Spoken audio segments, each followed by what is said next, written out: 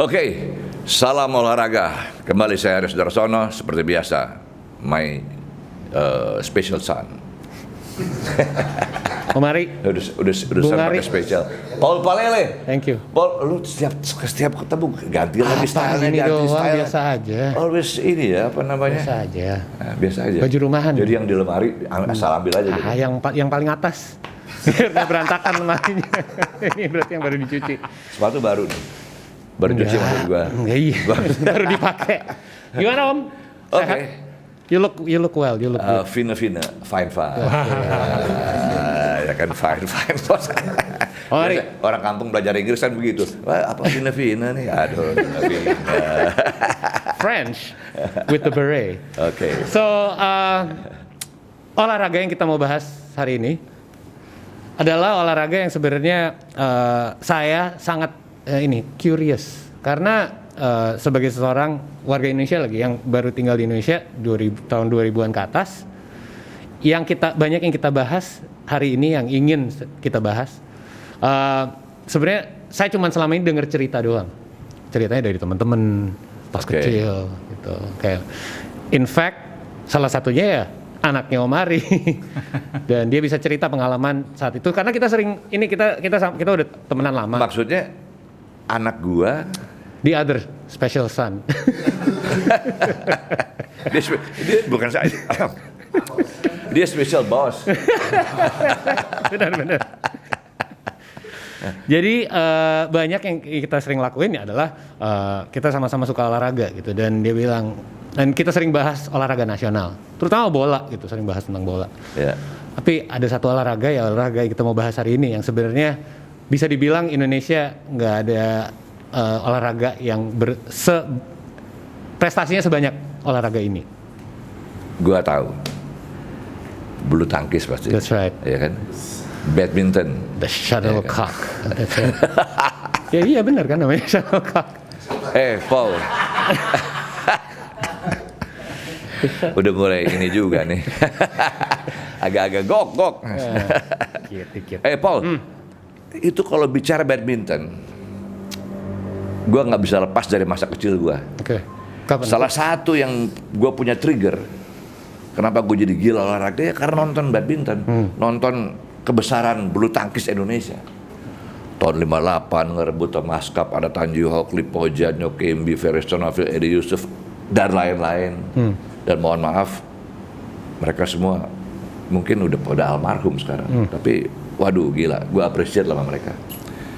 Kemudian ada era berikutnya yang disebut di Rudi Hartono, Mulyadi, siapa lagi, Darmadi.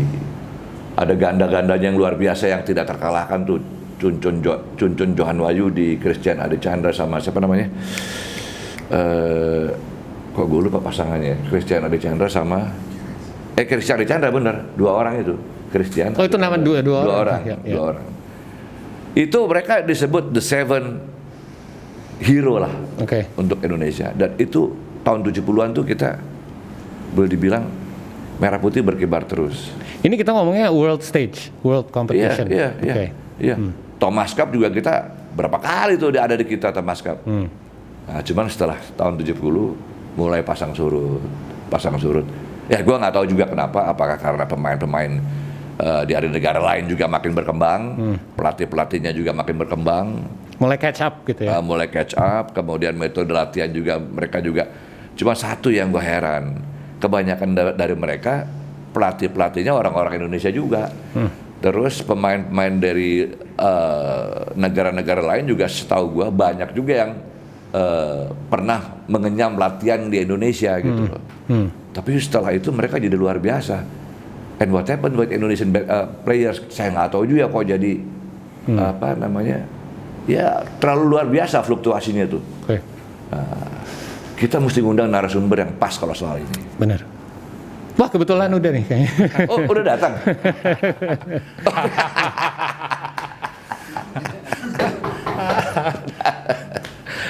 Nah untuk bicara bulu tangkis Paul, udah nggak salah kalau dua orang. Coba ini. kenalin. Yang satu ini wartawan yang boleh dibilang bangun tidur tuh nulisnya bulu tangkis. Oh, gitu ya. Ya. Mau tidur, wah gue lupa nih deadline, bulu tangkis lagi gitu. Oke. Jadi emang udah. Tapi saya nggak tahu dia main bulu tangkis lo nggak ya? Main ternyata Pak. enggak, ternyata nggak bisa. Tapi orangnya Bosen, happy terus. bosen. Happy Wah, terus. makanya suasananya sangat bahagia di studio hari ini. Oke, Mr. Broto happy. Aduh, apa kabar Mas Broto? Kabarnya tetap sehat, tetap baik, tetap bergairah, Tetap happy. tetap happy. Wis. Tapi mohon maaf nih, maskernya bisa nggak dibuka? Saya pangling nih, pangling. Pangling. Ya. Nah. Wah, itu dia. Itu kalau wayang orang kumisnya Gatot Kaca. Gatot kaca ya. Gatot Koco, nek wong Jawa tadi Gatot Koco. Nah, satu lagi, mantan juara dunia tahun 95. Ya. Belakangnya bukan Serabi loh, Arbi belakangnya. Orang Indonesia pasti tahu nama Arbi ini. Haryanto Arbi. Apa kabar Mas? Baik, kabar baik. Tepuk tangan dong kita. Aduh, Yes. ini juara dunia nih, juara dunia. Mas Haryanto buka maskernya Mas. Buka juga ya? Buka juga dong. Saya pangling juga nih. Mentang-mentang udah jadi pengusaha top sekarang. Pengusaha flying power. Belum ada kontrak ya sama gue. Oke, Paul. Yes. Haryanto Arbi, Mas Broto happy. Makasih. Dua-duanya biang kerok bulu tangkis. Oke. Yang satu Pas atlet, ya. yang satu biasa. Pas untuk kita Sekarang bisa pengurus PBSI beliau, pengurus teras PBSI. Ya. Oke. Oke, Mas Bronto, Siap. Bung Haryanto Arbi. Lama kita nggak ketemu, berapa tahun kita nggak ketemu? Wah, lama banget. Mungkin dulu terakhir kalau nggak salah kita liputan bareng itu pas perebutan Piala Thomas tahun 96 di Hong Kong. Itu terakhir ya? Mas Ari saya itu menjadi hostnya untuk RCTI kalau nggak salah ya. enggak ya. Nah, wah. Kalau soal host sudah lah. Iya kan? Oh, dulu nge-host gitu Iya. dikirim keluar. Woi, Luar gila. biasa. Kita Iya kan? jalan-jalan. Terus saya jadi wartawan yang menjadi saksi mata bagaimana hebatnya bulu tangkis Indonesia. Nah, sebelah saya ini adalah pahlawan kemenangan Indonesia di final ngalahin Denmark disikat 5-0. 5-0. Di Bantai. eranya Haryanto. Eranya Haryanto Arbi. Siapa aja waktu itu? Ya paling gampang Sebahar ya. Pertama Joko Supriyanto ya. Oh, kan? Joko ya? Joko ya kan. Masih ada Ardi, ada Hari, masih ada Alan ya kan. Oh, Alan ya? 4 dulu ya. Sisanya kan pemain-pemain ganda hebat kita. Ricky Reksi, Bambang Gunawan, masih ada Denny Anton. Oh iya, ya. Ya, saat- Denny Kantono ya. Iya, saat itu kita sepertinya tutup mata, lawan lewat semua habis lah di Libas. Tapi waktu itu Paul, saya nggak tahu nih, mungkin bisa diinformasikan lebih jelas oleh Mas Bronto atau Mas Haryanto. Waktu kita sapu bersih itu Cina belum masuk ya? Sudah. Itu udah. Tahun berapa? Cina gini, jadi Cina dulu kan Cina kalau cerita sejarah nih. Jadi zaman dulu Cina kan belum bergabung sama organisasi bulu tangkis dunia dalam tahun awal-awal itu masih sebutannya IBF. IBF ya. Dia bergabung dengan WBF. Nah, WBF, IBF, Indonesia, Inggris, negara-negara yang sudah lama bermain badminton. Nah, Cina membuat sendiri WBF. Tapi akhirnya kalau ada dua organisasi olahraga ini tidak mungkin bisa cabang itu tidak mungkin bisa dipertandingkan di Olimpiade. Itu persyaratan lah ya. Betul. Karena negara Ya. beda-beda, iya. Akhirnya tahun 81 atas usaha sebutannya diplomat bulu tangkis Indonesia ada dua nama, Pak Sudirman sama Pak Suharso Suhaninata, dalam pertemuan di Tokyo disatukan. Akhirnya mulai tahun 82 Oh, itu gagasannya Indonesia ya? gagasan Indonesia. Luar Akhirnya biasa Indonesia ya. orang Indonesia memang hebat-hebat. Hebat emang. Gila orang Indonesia Makanya, mah. bukan hanya di panggung badminton tapi dari sisi organisasi. Di semua panggung hebat Betul, kita. iya, di sisi Iya, organisatoris ada dua nama orang inilah yang bisa mempersatukan dua induk organisasi kuat dunia, IBF dan WBF. Akhirnya Cina bergabung dengan IBF. Akhirnya mulai tahun 82 Cina menambah sengitnya persaingan di pentas bulu tangkis dunia. Baik putra putri ya? Yap. Terutama putrinya ya? Oh iya. Nah, pengalamannya Mas Haryanto Arbi waktu masa-masa jaya Anda, Cina tuh apa sih kelebihan Cina? Anda kan udah berhadapan Cina waktu itu. Bisa nggak cerita sedikit kelebihan Cina apa? Selain Anda juga hebat gitu loh. Iya dong, jangan ketawa dong. Ini dipuji-puji bener nih. Ya kalau pemain Cina kan kelebihannya waktu itu kan kecepatan ya. Speed ya. Ya speed, kecepatan sama fisiknya yang kuat. Kelebihan yang menonjol sih dua itu. Baik tunggal maupun ganda. Ya, Putra putri. putra-putri. Ada yang bilang gini mas saya nih. Metode latihan sama aja Cina sama Indonesia. Makannya juga sama. Tapi pemain Indonesia kayaknya kurang teguh kukuh berlapis baja gitu dengan Cina gitu. Ada yang bilang begitu. Itu artinya apa? Artinya apa? Kalau dulu kalau menurut saya Tersinggung ya. Dia tersinggung. Iyalah. Tersinggung ya. Kompetitifnya keluar lagi ya. Panas. kalau di kita juara itu dilahirkan. Oke, the champion is born. Born, Ya, oke. Kalau di Cina itu juara diciptakan. Made. The champion is made. Made. Udah kayak ini ya. Created. Kayak pabrik mereka. Betul. Ya. Itu Apa sih bedanya ininya? Karena emang mereka mungkin support dari pemerintah lebih, jadi mereka mendapat fasilitas lebih, mendapat training method yang lebih baik atau gimana? Kalau secara ini ya, secara teknik kan karena memang kita itu kayak dibilang kalau di sepak bola kayak berhasil lah gitu loh. Jadi di Indonesia ini bulu tangkis itu memang kayak pukulannya juga aneh-aneh gitu loh. Alami ya? Alami Alami ya, ya? yang dibilang alami Oke. lah gitu. Iya. ya contohnya Ii Sumirat gitu ya. Iya. Ii Sumirat kasih pelatih siapa aja pukulannya begitu aja nggak berubah dia. Ya kan? Pembunuh raksasa tuh. Ya. Siapa Ho Chia Chiang sama Betul. Tan Cheng Hui. Tan Cheng Hui. Dia bingung lihat Ii Sumirat main. Belajar dari mana nih orang? Ilmu silat main bulu tangkis loh katanya kayak gitu kan. Dan akhirnya itu ilmunya itu menurun pada Taufik Hidayat. Oh gitu. Taufik Hidayat kan dilatih sama II Sumirat. Oh itu dia Betul. Jadi titisannya anak asuhnya Ii Sumirat. betul, ya. Jadi Taufik Hidayat adalah kalau kita lihat sekarang ini mempermainkan begitu indah, aneh termasuk pukulan-pukulan anehnya ya karena kita lihat suhunya siapa? II Ii Sumirat. Sumirat ya. Udah pernah lihat Ii Sumirat? Enggak, tapi Taufik Hidayat doang. Ii Sumirat itu pendekar silat bukan main bulu tangkis. Garainya kemana bolanya kemana kok. Iya. Tapi jadi menarik dilihat ya kisah yang nggak ortodoks ya Bukan biasanya. Cina waktu itu tumbang. Ii Sumirat pertama ya. Pertama. Sejarah tuh Ii Sumirat kan yang menghancurkan Ya, dominasi Cina. dominasi Cina kan. Gila itu. Ii Sumirat. Orangnya biasa-biasa Iya. aja. Makanya disebut giant killer ya. Ya.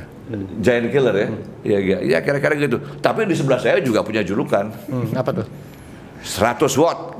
Smash 100 Oh iya, watt. ada cerita ya kan? Iya. 100 watt sama kok jumping jack ya? Kenapa jumping jack? Gimana ya ceritanya kalau jumping jack itu dari di All England ya? Ya, All England. Di All England? Ya. Itu gimana ceritanya? Katanya sih kayak mainan gitu, dari kalau lompat-lompat atau maju gitu. Oh gitu. pelan-pelan Jumping sambil jack. loncat. Iya. Kalau 100 watt, Mas? Kalau 100 watt kan itu dari Dari kekencangannya gitu. enggak. Apa 100 Itu watt? cuma Istilah bercandaan lah, iya, bercandaan sama Ardi waktu itu. Ardi Wiranata? Iya. Oh ngobrol berdua gitu? Iya, jadi ngobrol waktu itu. Semifinal ya. Iya, di Malaysia, Adi kalah sama Rasid. Iya. Rasid kalau di Malaysia kan Jago kampung. iya, Iya, jarang dia ayam kampung soalnya. Nggak. Ayam kampung Rahis itu. belum jarang lah yang ngalahin gitu loh. Nah, waktu itu malam Pagi ya. paginya saya ngobrol sama Adi, kan sebelumnya Adi kalah. Di semifinal kalah sama Ya, Sama Rasid. Ya. Rasid. Terus saya ngomong, wah semesanmu 5 watt sih. Ntar malam ini lihat 100 watt gitu. Nah, di belakang ada wartawan. Ah, denger nguping. Malamnya kan bener menang, Menang, terus ya. ditulis itu. Besoknya ditulis smash 100 watt menghancurkan jago kampung. Jadi zaman dulu tuh wartawan sama-sama Itu yang nulis Mas Bronto ya? ternyata sama-sama sarapan tapi kita kupingnya harus Tapi jadi orang tuh baca semuanya. Wah, iya kan? jumping smash. Keren. Jadi ini kolaborasi yang bagus. Zaman dulu bagus kolaborasinya. Nggak tahu kalau sekarang kayaknya kurang greget kalau menurut saya gitu. Antara pers sama prestasi atlet. Baik yang jelek maupun yang bagus tuh kolaborasinya bagus. Dulu wartawan dulu kalau bikin headline, wah perang berdarah. Gila. Perang berdarah ya. Berat. Duel mati hidup. Wah, gila. Itu kalau bikin headline. Apa mungkin emang karena dari olahraganya sendiri emang apa ya? Kan Ya. Om Ari bilang itu era yang dimana bener-bener ceritanya emang the greats gitu. Kalau sekarang mau bikin a great story tapi topiknya nggak begitu great gitu. Good aja gitu. Gini, setiap jagoan tuh ada ceritanya kan, setiap jagoan. Ini beliau berdua ini jagoan-jagoan pasti punya cerita gitu. Kayak Mas Herianto juga, saya baca sekilas, ternyata perjuangannya ya luar biasa gitu ya. Main bulu tangkis dipakai tali rafia lah, apa segala macam, pakai triplek. Kayak gitu-gitu loh. Toto jadi juara dunia kan, ini kan emang Tuhan tuh kalau mau ngatur perjalanan orang tuh kita nggak pernah mikir ya. Dari tali rafia, tepok kayu, Toto jadi juara dunia. Mas Broto dari naik motor dulu ya. Cari berita kiri kanan, Toto jadi pengurus PBSI. Enggak, kalau itu Bang Ari, mungkin kalau itu proses lah. Dulu saya jadi wartawan, ya kan, jadi saksi mata kehebatnya Hari. Saya termasuk salah satu wartawan yang beruntung. Beruntung kan apa? Setiap dikirim untuk meliput kejuaraan, Indonesia selalu menang. Jadi nulisnya itu indah. Iya, itu maksud saya. Maksudnya kalau Mas Hari akhirnya kecilnya main pakai triplex tapi cuman masuk final gitu. Tapi ya itu kan gak jadi cerita yang menarik gitu. Tapi sekarang lebih banyak cerita seperti itu. Benar nggak sih? Jadi alasannya kalau menurut Mas Herianto kenapa? Kira-kira ada penurunan? Kalau saya bilang sorry ini, saya interrupt. Ini Mas Bronto bilang tadi apa alasannya?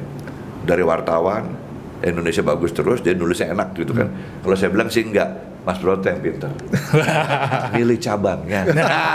Nggak bisa, zaman dulu kan gini. Saya begitu nggak bisa. Harus dirat itu. Jadi cabang dulu di tabloid bola yang sekarang udah almarhum ya, itu. Jadi saya tuh dari ketika awal jadi wartawan tuh sepertinya mah digodok kalau istilahnya dari darat, laut dan udara. Wah, marinir dong ya.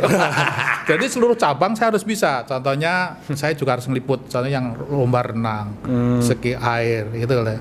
Apa diving, loncat indah ya kan, sepak bola pasti, cabang bela diri itu, judo, karate, tinju pernah, itu darat tenis ya? pernah, catur pernah. Saya pernah juga suruh meliput terjun payung. Nah, di antara yang paling passionnya dapat tuh ketika ngeliput badminton. Gitu. Karena kita bagus-bagus itu. Betul. Dan mungkin saya dan itu manusiawi loh, manusiawi. Dan mungkin ya kan? memori ketika saya kecil ketika ada zamannya Pak Rudi Hartono itu main di televisi ya kan. Dulu kan selalu ada ketika ada pertandingan kita nonton dari TV hitam putih. Itu mungkin sangat sangat menginspirasi saya. Buset. Kapan ya saya bisa meliput ketika Indonesia menang itu.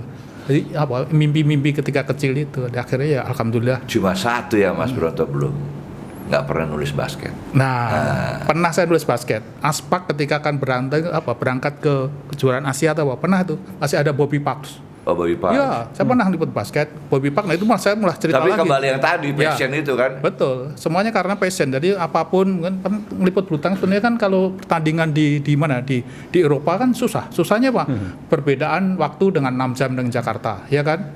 Di sini mungkin jam 10 malam, sana masih sore. Jakarta kan nggak peduli yang ada di lapangan tuh gimana nih. Ayo deadline, naskahnya sudah dikirim, padahal di sana masih nungguin atletnya latihan kan, nggak mungkin ganggu kan.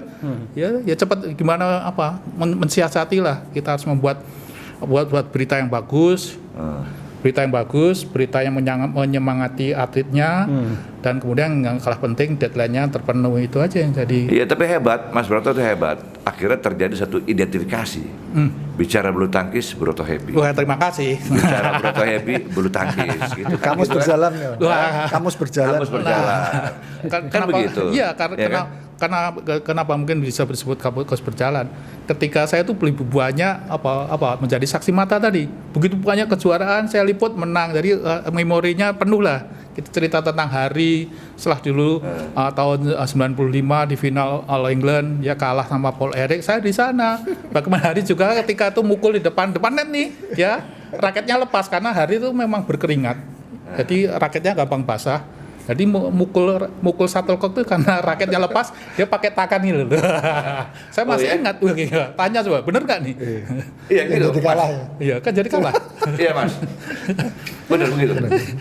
Itu Refleks aja, Refleks. wasit nggak apa? Ya nggak boleh kan, harus Nggak ada boleh, kan? nggak boleh. Itu udah fault itu. Terus kayak Maradona juga. Nah, kan tangan Tuhan. Oke, Mas Herianto nih ya. Ini ada generasi muda sebelah saya nih. Wih, Beliau ini kan lama di luar negeri, di Kanada. Kanada. Dengar cerita banyak soal bulu tangkis, Itu doang yang ya kan? Nah, kebetulan sekarang head to head. kita bukan head to face to face ya, sama jagoannya nih, salah satu jagoannya. Iya. Mas Heri tolong kasih informasi nih supaya ini Paul Palele supaya Kalau dari umur nih mungkin udah Sama gue. bisa kalau di sini enggak enggak. main bulu tangkis. Kalau dulu saya tinggal di sini saya pasti inilah, maksudnya di umur yang pasti ngikutin. Pasti aware juga Iya, ya? pasti. Ya, Mas Heri tolong ceritain. Kalau saya baca Anda dari tali rafia lah, raket kayu lah, pindah rumah kontrakan lah, apa segala macam. Wah. Terus Anda terinspirasi oleh kakak Anda ya, Astomo Arbi. Tadinya Anda cengeng juga gitu kan, ya kan kira-kira gitu kan. Kok latihannya berat gitu kan, jadi juara berat. Tapi menggarisbawahi ucapan Anda tadi bahwa di Indonesia tuh the champion is born. Apakah Anda bagian dari situ atau Anda bagian dari the champion is made? Minum. Monggo. Nah, ya awalnya dulu sih memang kita kan dari keluarga yang kurang mampu, tinggal di rumah kontrakan, terus saya Itu di Kudus ya? di Kudus. Terus masih ingat kalau banjir hujan itu mesti nyiapin ember buat nampung hujan, kalau enggak ya banjir semua. Gitu. Nah itu bulu tangkis dari mana itu bulu tangkis? Dari itu bapak sama Oh pemain. ibu iya main. Oh jadi ini keluarga bulu tangkis? Iya. Wah hebat. Terus ya Astomo yang duluan mentas. Barep dia. Iya dia bisa ngumpulin uang, akhirnya kita bisa beli rumah. Sampai sekarang masih ada tinggal ini. Itu ini kenang-kenangan dari Astomo ya. Iya. Wah bangga dong orang tua ya. Iyalah pasti. Begitu Anda muncul juga, wah. Wah kalau saya muncul malah bapak Udah meninggal. nggak Oh, nggak sempat tahu. menyaksikan Nggak ya? sempat, iya. Padahal dulu yang diandalin kan pernah main terus pernah latihan, nggak lama kan tadi yang itu cengeng gitu kan sakit terus bapak yang bilang stop malah. Oh disuruh stop malah? Iya suruh stop, kira-kira setahun 2 tahun lah stop nggak main. Main sepak bola kan biasa tinggalnya kan di kampung, jadi ya udah main bola. Olahraga rakyat lah ya, olahraga rakyat ya. Iya. Terus ada pertandingan waktu itu saya masih ingat, pertandingan anak-anak juga.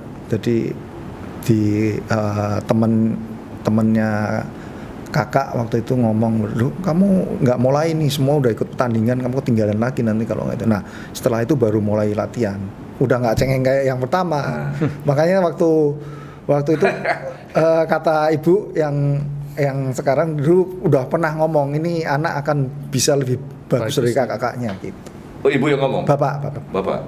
Ibu yang cerita sih setelah itu. Wah kalau gitu bapak Dia udah bisa lihat ya. instingnya luar biasa ya, lihat bakat anaknya gitu kan. Nah beda Anda berapa tahun sih sama Mas Astomo?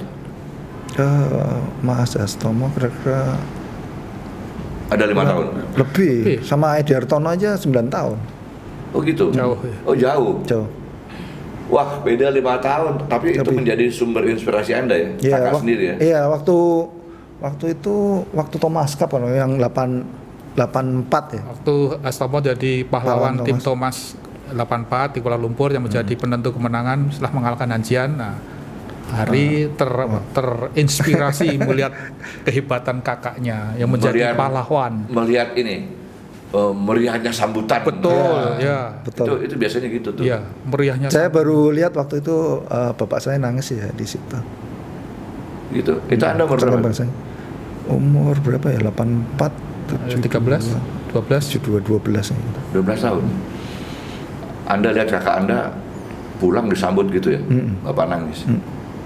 Wah emang olahraga tuh emang Keren ya. itu gimana ya? Saya nggak tahu nih olahraga ini ilmu atau apa, atau virus atau apa ya, bisa membius orang loh. Ya kan? Karena bukan apa, saya juga gitu. Obat. Ya, saya juga gitu, sejarah saya juga mirip-mirip nih. Cuman saya waktu itu nonton atletik Atletik. tahun 62, Wah, Asian Games nih. Asian Games 62. Bapak saya pengurus PASI kan, Ya. almarhum.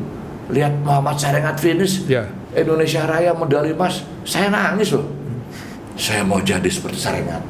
Jadi saya olahraga emang gila itu deh. Olahraga gila, tapi kenapa digilain juga sama orang-orang tuh, aduh. Tuh. Ngerti nggak maksudnya? Itu. Ngerti banget. Lu jangan itu aja. Paham, paham. Aduh. Coba kita nanya. Gimana Mas Bronto? Ini secara singkat Mas Irianto udah cerita dari tali rafia segala macam, nangis. Sang kakak menjadi Betul. sumber inspirasi Iya. kan. Sampai nggak cengeng lagi. Betul. Akhirnya jadi juara dunia. Cuma tadi nggak jelas nih Mas Irianto masuk yang mana nih? Yang made apa yang born? Nah ini yang Nah, kelihatannya kombinasi ya. Rekomendasi. Karena dulu di PB Jarum klub saya awal itu ketuanya juga udah ngomong, ini anak akan kita jadikan Pemain. cetak, juara. ya, Kita cetak jadi juara itu. Makanya dulu waktu mau masuk Pelatnas. ke pelatnas kan sempat nggak boleh. Karena ketua PB Jarum saat itu yakin banget Ini bahwa saya itu bisa jadi juara di klub aja bisa gitu. Nah, saya potong nih. Mumpung Mas Irianto ngingetin saya. Ini mumpung ada Mas Bronto nih sebagai pengurus PBSI, saya mohon diklarifikasi nih. Yalah gaya nggak bahasa gue. Enggak, itu kok istilah pelatnas dan non pelatnas tuh sampai sekarang nggak pernah kelar tuh. Ya kan, oh, ini pemain non pelatnas, ini pemain kayaknya ada perbedaan atau apa gitu. Orang awam melihatnya begitu. Tolong Mas, gimana tuh? Oke, jadi gini, mungkin cerita tentang Hari tadi memang benar semua. Apalagi saya boleh berbangga sendiri. Saya juga sudah membuatkan buku biografinya Hari. Saya belum baca. Ya silakan nanti tanya Hari. Dulu judulnya Smash 100 Watt. Oh, gitu judulnya. Itu udah dirilis tahun 2006 di Surabaya. Jadi ya termasuk balak lah. Itu kalau cerita tentang Hari. Kemudian gini problemnya gini. Kenapa ada pelatnas dan non pelatnas? Ya kan.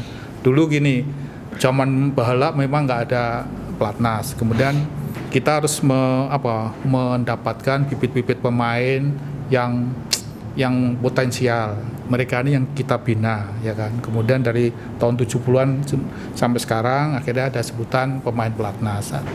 Pemain pelatnas adalah pemain-pemain yang dibina secara khusus untuk menjadi juara.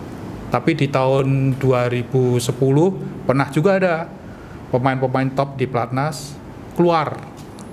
Mungkin di era keterbukaan mereka tidak mau. Alasannya banyak. Ya, banyak mau tahu dong saya. Oke, saat itu paling gampang gini.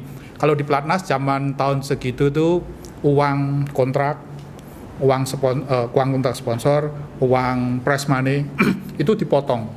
Untuk pengurus. Bukan dipotong, jadi dari sebuah kue besar itu ada 100%, itu dipotong cuma 25%. Dulunya sampai 50 itu apa? Yang 50 ini dibagi pada klub asal si pemain. Juga diberikan berapa persen untuk pengkot yang kabupaten, kota.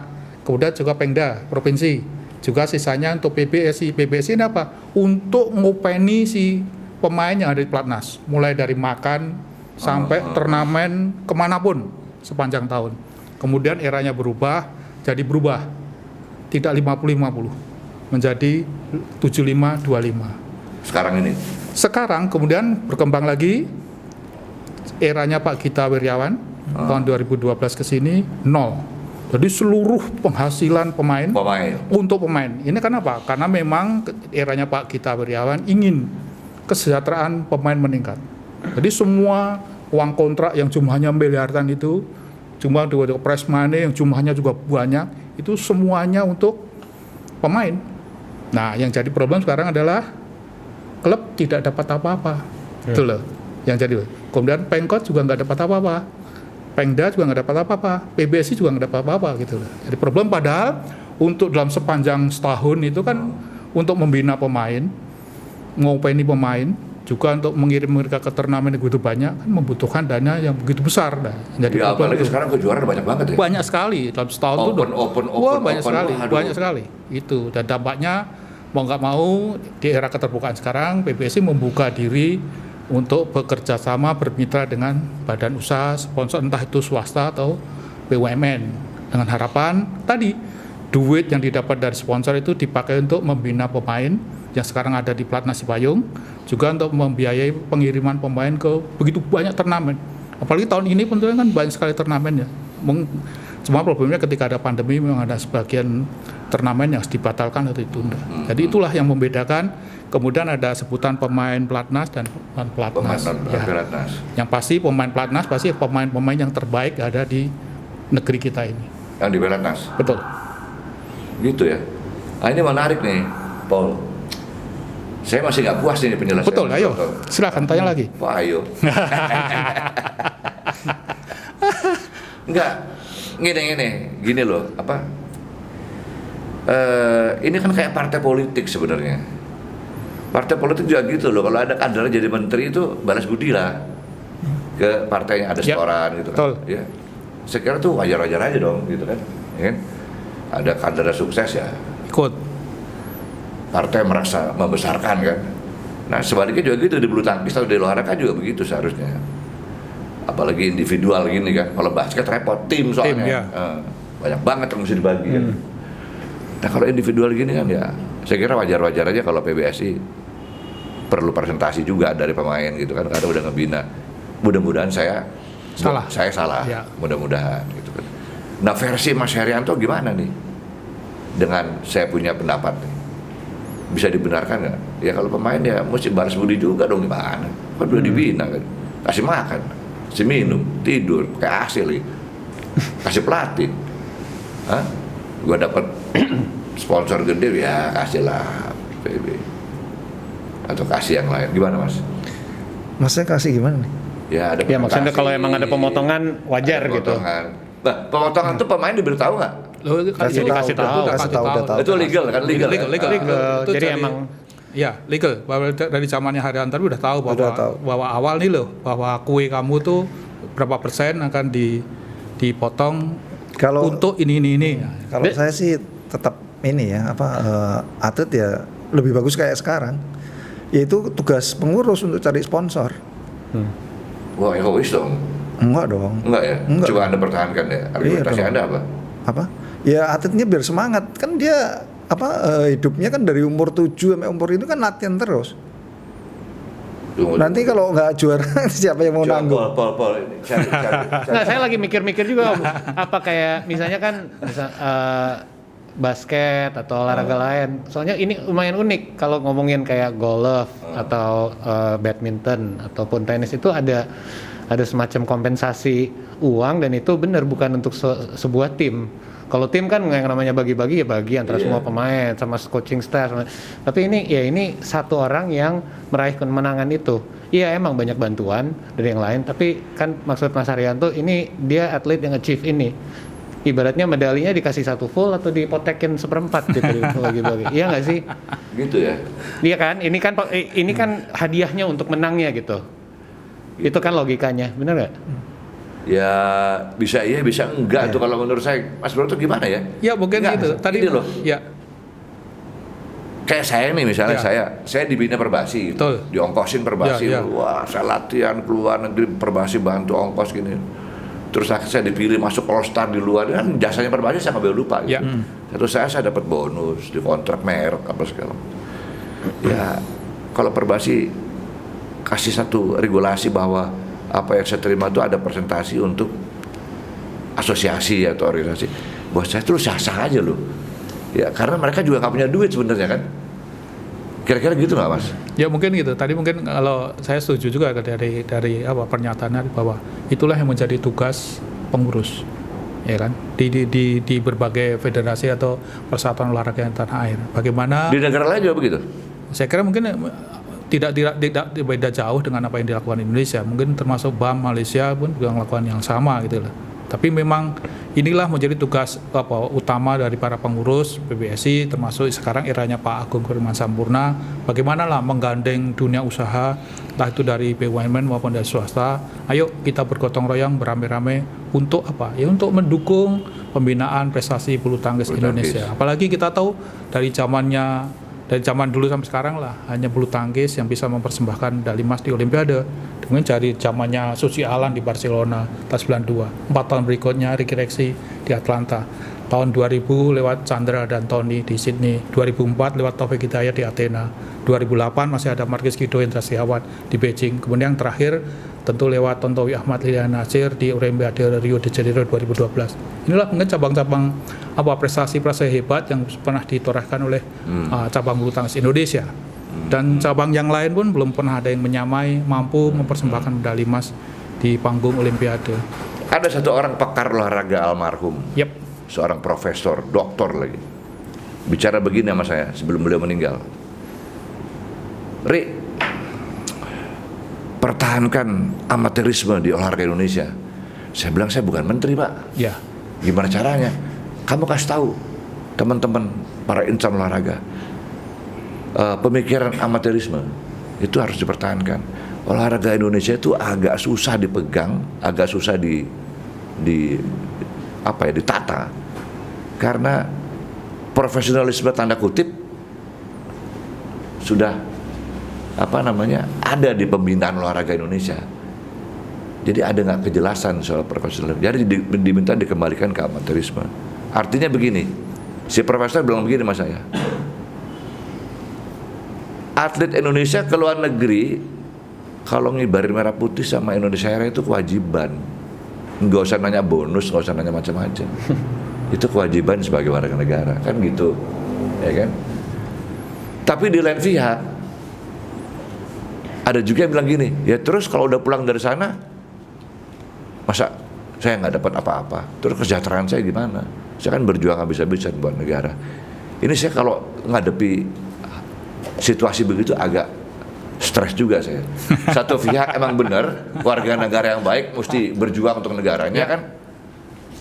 Di lain pihak, ya gimana juga nih masa depan atlet nih. Ya. Masa pulang jadi kere nih. Betul. Tapi mungkin itu saya sampaikan, mungkin yang disebut dengan amaterisme mungkin era dulu ya. Kalau era sekarang saya kira di era keterbukaan, ya kan. Begitu dunia udah begitu luas terbuka di panggung dunia, saya kira amaterisme udah harus berubah lah menjadi profesionalisme. Mungkin mindset Pak ini. Kalau saya tetap ingin pemain-pemain profesional. Profesional artinya apa? Mereka para pemain dari diri sendiri lah.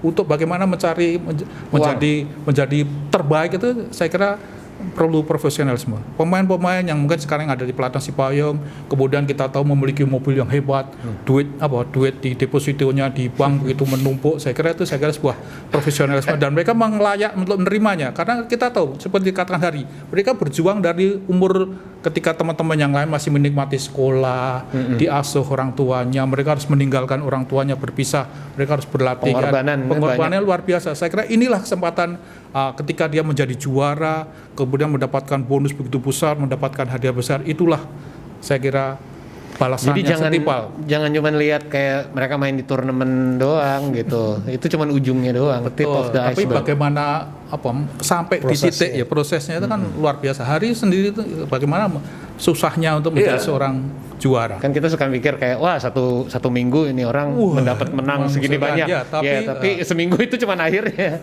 Trainingnya berapa lama? Saya setuju nggak? Saya nggak bilang nggak setuju. Cuma ya saya yang so idealis ya.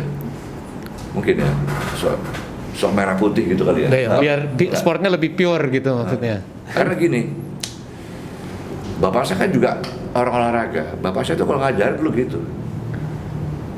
Di luar negeri itu cuma presiden sama atlet yang bisa ngibarin merah putih sama Indonesia, nggak ada lagi orang lain. Betul, benar. Ya, tapi itu kewajiban lo sebagai warga negara, lo lahir di sini, dibesarin di sini, lo berprofesi sebagai insan olahraga. Ya udah, di situ ada kesempatan balas budi ke Ibu Pertiwi, silakan katanya. Bapak saya kalau ngomong begitu, nggak bicara yang kesejahteraan lagi nih. Saya mau nanya takut.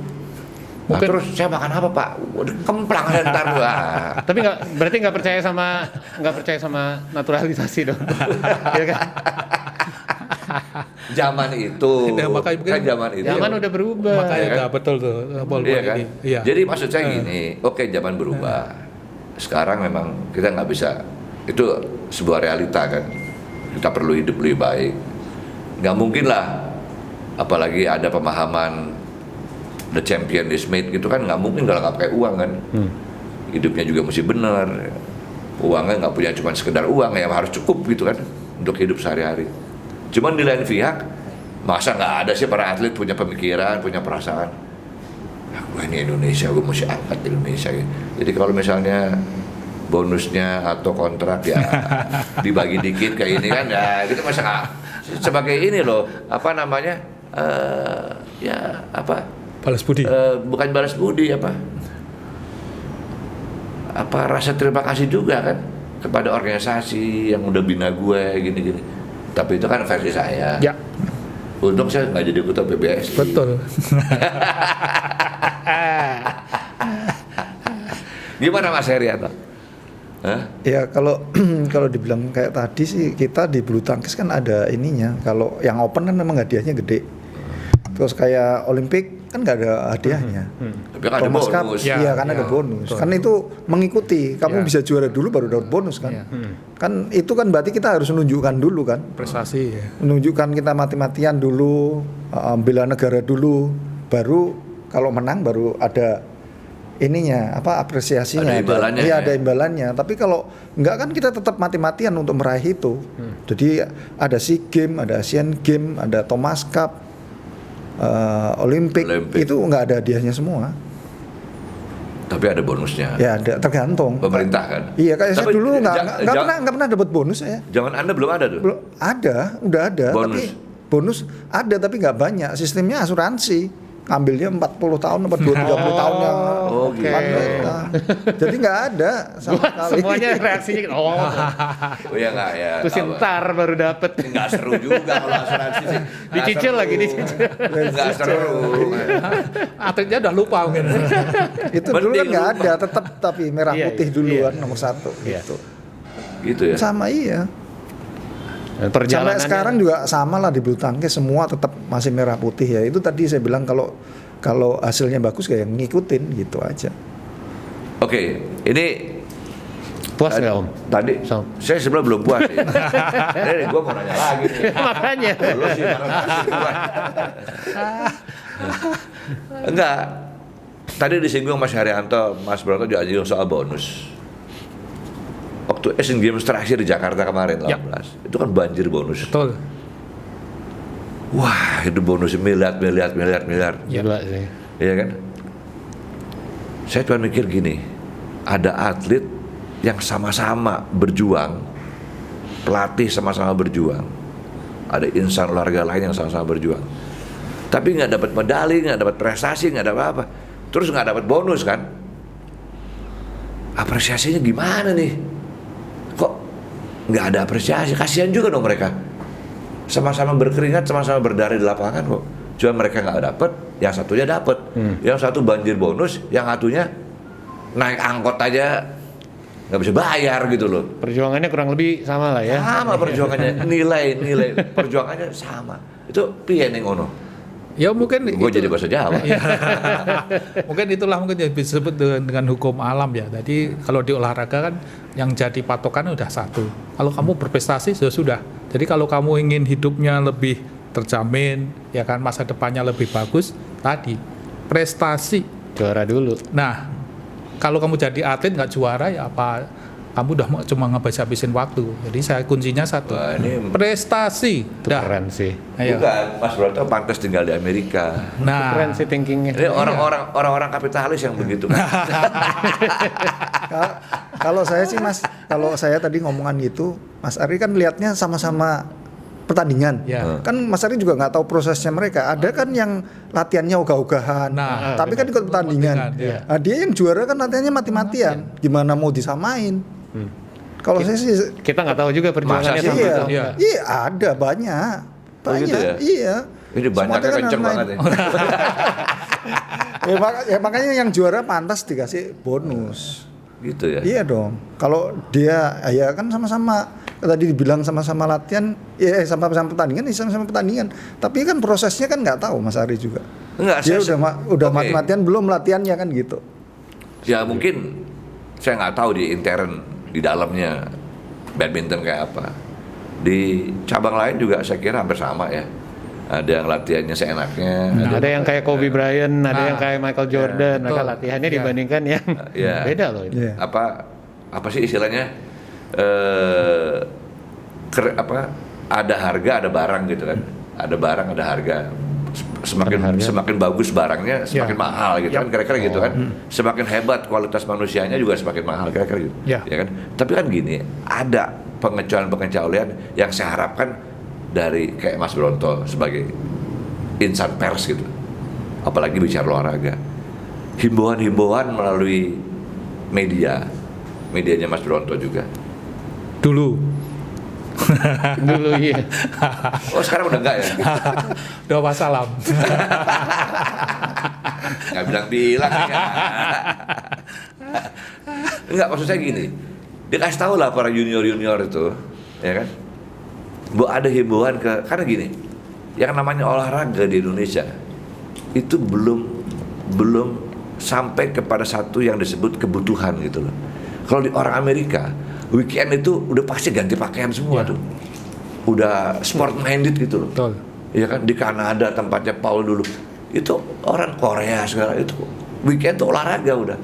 Artinya presentasi sebuah ilmu yang namanya olahraga tuh saya nggak tahu siapa yang memulai di negara-negara itu sampai begitu merasuk di masyarakat bahwa gua kalau nggak olahraga nggak hidup nih. 24 jam harus ada olahraga gitu, kira-kira gitu kan. Indonesia belum ke sana. Contohnya ya salah satunya dampaknya adalah mengumpulin pengusaha aja buat dukung susah gitu loh, masih hitung-hitungan ya kan. Selain ya mohon maaf pemerintahnya juga tidak sensitif soal ini kan, mesti bisa diatur kayak pemerintah kan, kayak di Amerika kan pengusaha swasta yang bantu olahraga dapat tax holiday gitu loh, keringanan pajak. Di Indonesia susah kali, pemerintah juga bingung, ini gua kasih keringanan pajak ini udah pada nggak bayar pajak gitu kan, bingung juga kan, udah buaya semua nih katanya. jangan diedit.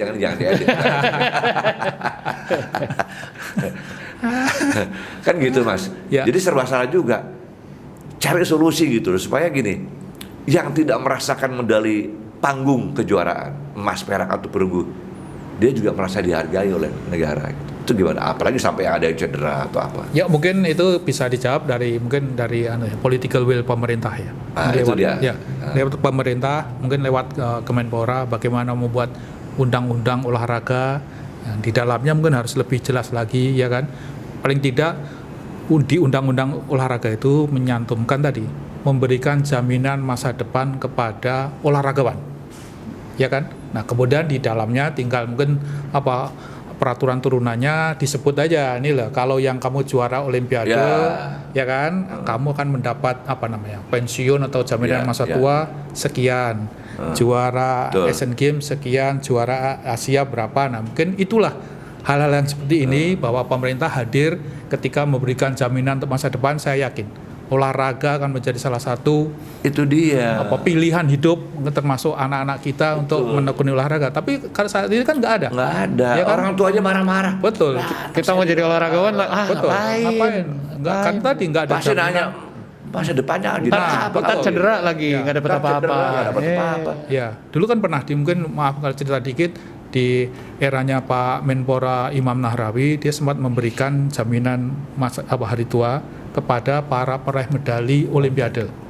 Jadi dari zamannya Susi Alan dan sampai sekarang yang peraih medali emas itu dikasih tiap bulan 20 juta. Oh enggak Mas, belum. Cuma akhirnya dapatnya 1 tahun doang. Nah iya, 1 tahun maksudnya itu. Cuma 1 tahun doang? Iya. Jadi ini basa-basi pemerintah ya, ini. makanya itu kan karena itu tidak dimasukkan dalam sebuah undang-undang, hanya sebuah keputusan menteri gitu loh. Ini udah Olimpiade aja 4 tahun, 4 tahun. Setahun. gila, masa main pencitraannya kayak begini. Nggak bener juga. Jangan diedit. Tapi kita berharap mungkin nggak Kemenpora sekarang harus membuat tadi sebuah undang-undang sistem olahraga nasional tadi yang memberikan jaminan kepada para atlet untuk jaminan masa depan lah. gitu ya. Saya kembali ke Mas Herianto nih. Anda kan juara dunia, tapi kan teman-teman Anda, junior-junior Anda banyak yang belum merasakan panggung gitu. Hebatnya, rasanya luar biasa naik panggung gitu kan. Anda pernah nggak terpikir sebagai seorang maestro bulu tangkis Indonesia salah satunya, Herianto Arbi berpikir, kasihan juga nasib teman-teman nih. Anda nggak pemikiran gitu? Saya pengen punya ini, pengen punya itu, bantu teman-teman kira-kira. Yang nggak berhasil, yang belum berhasil. Ya ada juga sih. Makanya. Kok lemes gitu? Iya. Kopi. Kok kayak agak kurang semangat jawabnya nih. Wah, Ya memang kalau itu memang kasihan juga sih. Iya kan? Ya, betul. nah itu kan harus dari insan olahraga yang mikirin kan. Yang harus teriak juga ke Pemerintah. mana nih political will-nya gitu loh. Ya. Iya kan? Harus teriak kan. Pers bantu dong mestinya kan. Harusnya. Ya. Cuman tadi Mas Broto bilang udah wassalam gitu kan. Kan ada yang lain. Jadi Jadi mungkin susah saya ngubernya nih. Jadi mungkin ini ada himbauan apa moral lah bahwa kita kepada teman-teman pers, inilah ya bahwa olahraga menjadi salah satu panggung bagi Indonesia di pentas dunia, kesempatan lah. Ya mungkin pesan kepada teman-teman jurnalis sekarang ini, ayolah kita rame-rame lah untuk memberikan Kita ini kalau ngomong begini baik-baik nih bisa kejebak nih. ya. Ntar jadi melo kita juga nggak bener kan. Kita balik ke bulu tangkis deh. Nah, Tadi ya, yang itu Mas, bantu biasanya sih kalau sekarang nih bantunya kan nyalurin teman-teman yang nggak itu ke luar negeri. Jadi kalau ada Oh jadi pelatih itu? Iya, jadi pelatih. Biasanya kan kalau ada tawaran Itu jadi pelatih ke luar negeri emang permintaan dari luar atau kita sodorin? kalau saya yang ngalamin sih biasanya ada permintaan dari luar. Saya tawarin ke teman-teman yang minat, mau nggak, mau ini ada tawaran gini-gini. Tapi negonya ya mereka sendiri. Saya cuma nemuin aja, kenalin aja gitu. Langsung aja kepada pertanyaannya, kok mereka bisa berkarya hebat di luar? Ya kan? gini problemnya. Mungkin kalau di Platnas PBSI slot atau formasi untuk menjadi pelatih itu terbatas. Dari 5 nomor kalau masing-masing 4 hanya membutuhkan 20 pelatih. Padahal kita tahu Indonesia itu gudangnya Bulu tangkis. Jadi sisanya mungkin yang ribuan atau jutaan tentu nggak bisa kan. Kan ada klub-klub. Nah makanya sisanya dia mantan pemain itu meneruskan berkarir menjadi pelatih. Kalau tidak di Platnas di klub masing-masing, klub lamanya. Sisanya mana? Ya terpaksa lah ke luar negeri. Toh mereka nanti kalau sukses tetap membawa nama Indonesia. Contohnya Hendrawan melatih Lee Chong Wei, ketika selalu dalam liputan media massa atau di televisi sebut Hendrawan dari Indonesia. Terus si Reksi segala macam di sekarang Jepang. kita lihat betul sekarang memang pemain Indonesia begitu diasporanya udah kemana-mana lah. Itu dia, cuma kan gini komentar penonton. Ya. Penonton TV kang rokok apa. Betul, di pinggir jalan. namanya komentar ya. Dengerin dulu nih komentarnya. Wah kalah kita. Dia ngelatih orang Indonesia juga tuh. Pengkhianat tuh katanya gitu. Masa sih? Iya ada yang ngomong begitu. Ini nggak bener nih. Ngelatih di sana jadi juara malah. Pengkhianat. Saya bilang gila juga nih orang-orang itu. Tapi ya nggak bener lah. Mereka juga saya yakin. Saya kan nggak tahu nih ceritanya kan. Saya yakin para pelatih Indonesia sekarang berkarir di luar negeri, saya tetap memiliki jiwa nasionalisme. Gitu ya? Hendrawan pun dalam berbagai komentar sekarang yang menjadi pelatih di Malaysia selalu menyebut bahwa merah putih tetap darahku. Di dadaku ya. Kita harusnya anggapnya itu keren loh. Maksudnya ini kan lagi mewakili negara kita. Betul. Ya, menerus sebagai bukan hanya atlet tapi kedepannya bisa mendidik atlet dari negara lain ya nggak ngaruh, dia nggak jadi warga negara sana juga. Gitu kan. Oke. Nunjukin kehebatan kita dalam hal lain. Nah, ini betul. pusing kita kalau ngomongnya udah ngeri. Ya, mungkin seperti Brasil lah, dulu sepak bolanya ada di mana-mana kan ya, yang nggak pemainnya juga pelatihnya lah. Mungkin kalau bulu tangkis Indonesia gitu. Iya, sama kayak Italia kan. Nah, Italia pelatihnya di mana-mana di Liga Inggris berapa Betul. pelatih? Ya. Brazil kan nggak mungkin kayak sayang banget dia main di sana ngelatih di sana nggak mungkin. Tapi kesebelasan nasional Italia juga pasang surut kan. Padahal pelatihnya di mana-mana. Saya bilang ini Italia aneh juga nih. Pelatihnya di mana-mana tapi kesebelasan nasional juga ya nggak jelas juga gitu loh. Kadang bagus, kadang enggak gitu kan. Nah, balik kepada Mas Herianto nih. Mas, Di era Anda dengan era sekarang, dengan metode latihan yang sama saya kira hampir sama semua metode latihannya. Itu apa sih perbedaan kita dengan negara lain, khususnya Cina dan Korea yang agak menonjol? Apakah beda metode latihannya, beda makanannya, beda kesejahteraannya, atau kompetisinya, atau apa gitu? Kalau yang sekarang kan beda, zamannya saya sama sekarang kan dulu 15 poin, sekarang 21 poin. Ya itu kan. Itu seberapa ngaruh? Kalau 15 biasanya 15 lebih capek loh. iya, makanya kalau udah kalau di 15 siditan atau ranking di atas itu jarang sekali kalah sama yang di bawah. Oh gitu. Kalau sekarang game 21 ini kan cepat sekali itunya. Yang unggulan bisa kalah dengan yang di bawahnya, lebih gampang lah. Kenapa bisa begitu ya? Ya karena kalau dulu kan biasanya tahan-tahanan nafas, segala stamina. Kalau sekarang kan kecepatan sama akurasinya yang benar-benar Iya sih. Kalau yang 21 itu nggak ada pindah bola dulu kan, langsung. Jadi kita gagal ya angka buat lawan gitu Iya. kan. Paling gampangnya gini, lawannya 20, saya 18. Saya dapat servis ya kan. Servisnya nyangkut, udah menang. Menang. Oh, oke. Ya kan, kalau zaman dulu kan zaman hari itu baru pindah bola, Iya. mulai nol lagi. Oh, itu lebih. Iya, benar. lebih Kalau zaman dulu 14-1 aja masih bisa menang. betul. Belum tentu yang dapat 14 akan menjadi juara, ya kan? Masih ada kemungkinan ya. Ada kemungkinan, bukan hanya ada, dan itu ada sejarah. Leo Pongoh melawan Lim Swee King di Indonesia Di Open. Indonesia. Siapa yang di Iya. bawah? Yang King udah dapat 14, Leo Pongoh 1. Wah. Bisa berbalik. Berbalik. Wah, ya. gila. Kalau Comeback. sekarang beda 3-2 poin udah selesai. berat. Dulu bisa dikejar. Sekarang gitu ya? Iya, itu sejarah yang paling yang Nggak bisa tidur sih kalau Iya. kejar dari 14-1 Iya. guys malam. Iya, Itu kalau- akhirnya zaman dulu kan ada jus. Jadi 14 sama jus ya udah kan. Iya. Nah, karena King yang udah dapat 14 duluan dia dikasih opsi mau jus berapa, 1 atau 3. Nah, dia akhirnya milih Satu. ya 1 kalah. Tapi setelah itu ditanya wartawan, kenapa nggak milih 3? Jangankan 3, saya tinggal 1 aja nggak menang. Apalagi nyari 3 gitu. Tapi emang bener sih, Paul, itu bulu tangkis tuh olahraga yang aduh. Lu tuh kalau nggak prima persiapan fisik lu, wah dulu Itu kenapa diganti ya peraturannya? Maksudnya kan kayaknya Gini, lebih seru. Ya, jadi peraturan gini, lama. mungkin BWF tuh juga ingin mengadopsi. Jadi gini, kalau pertandingan itu kan tenis meja punya kan?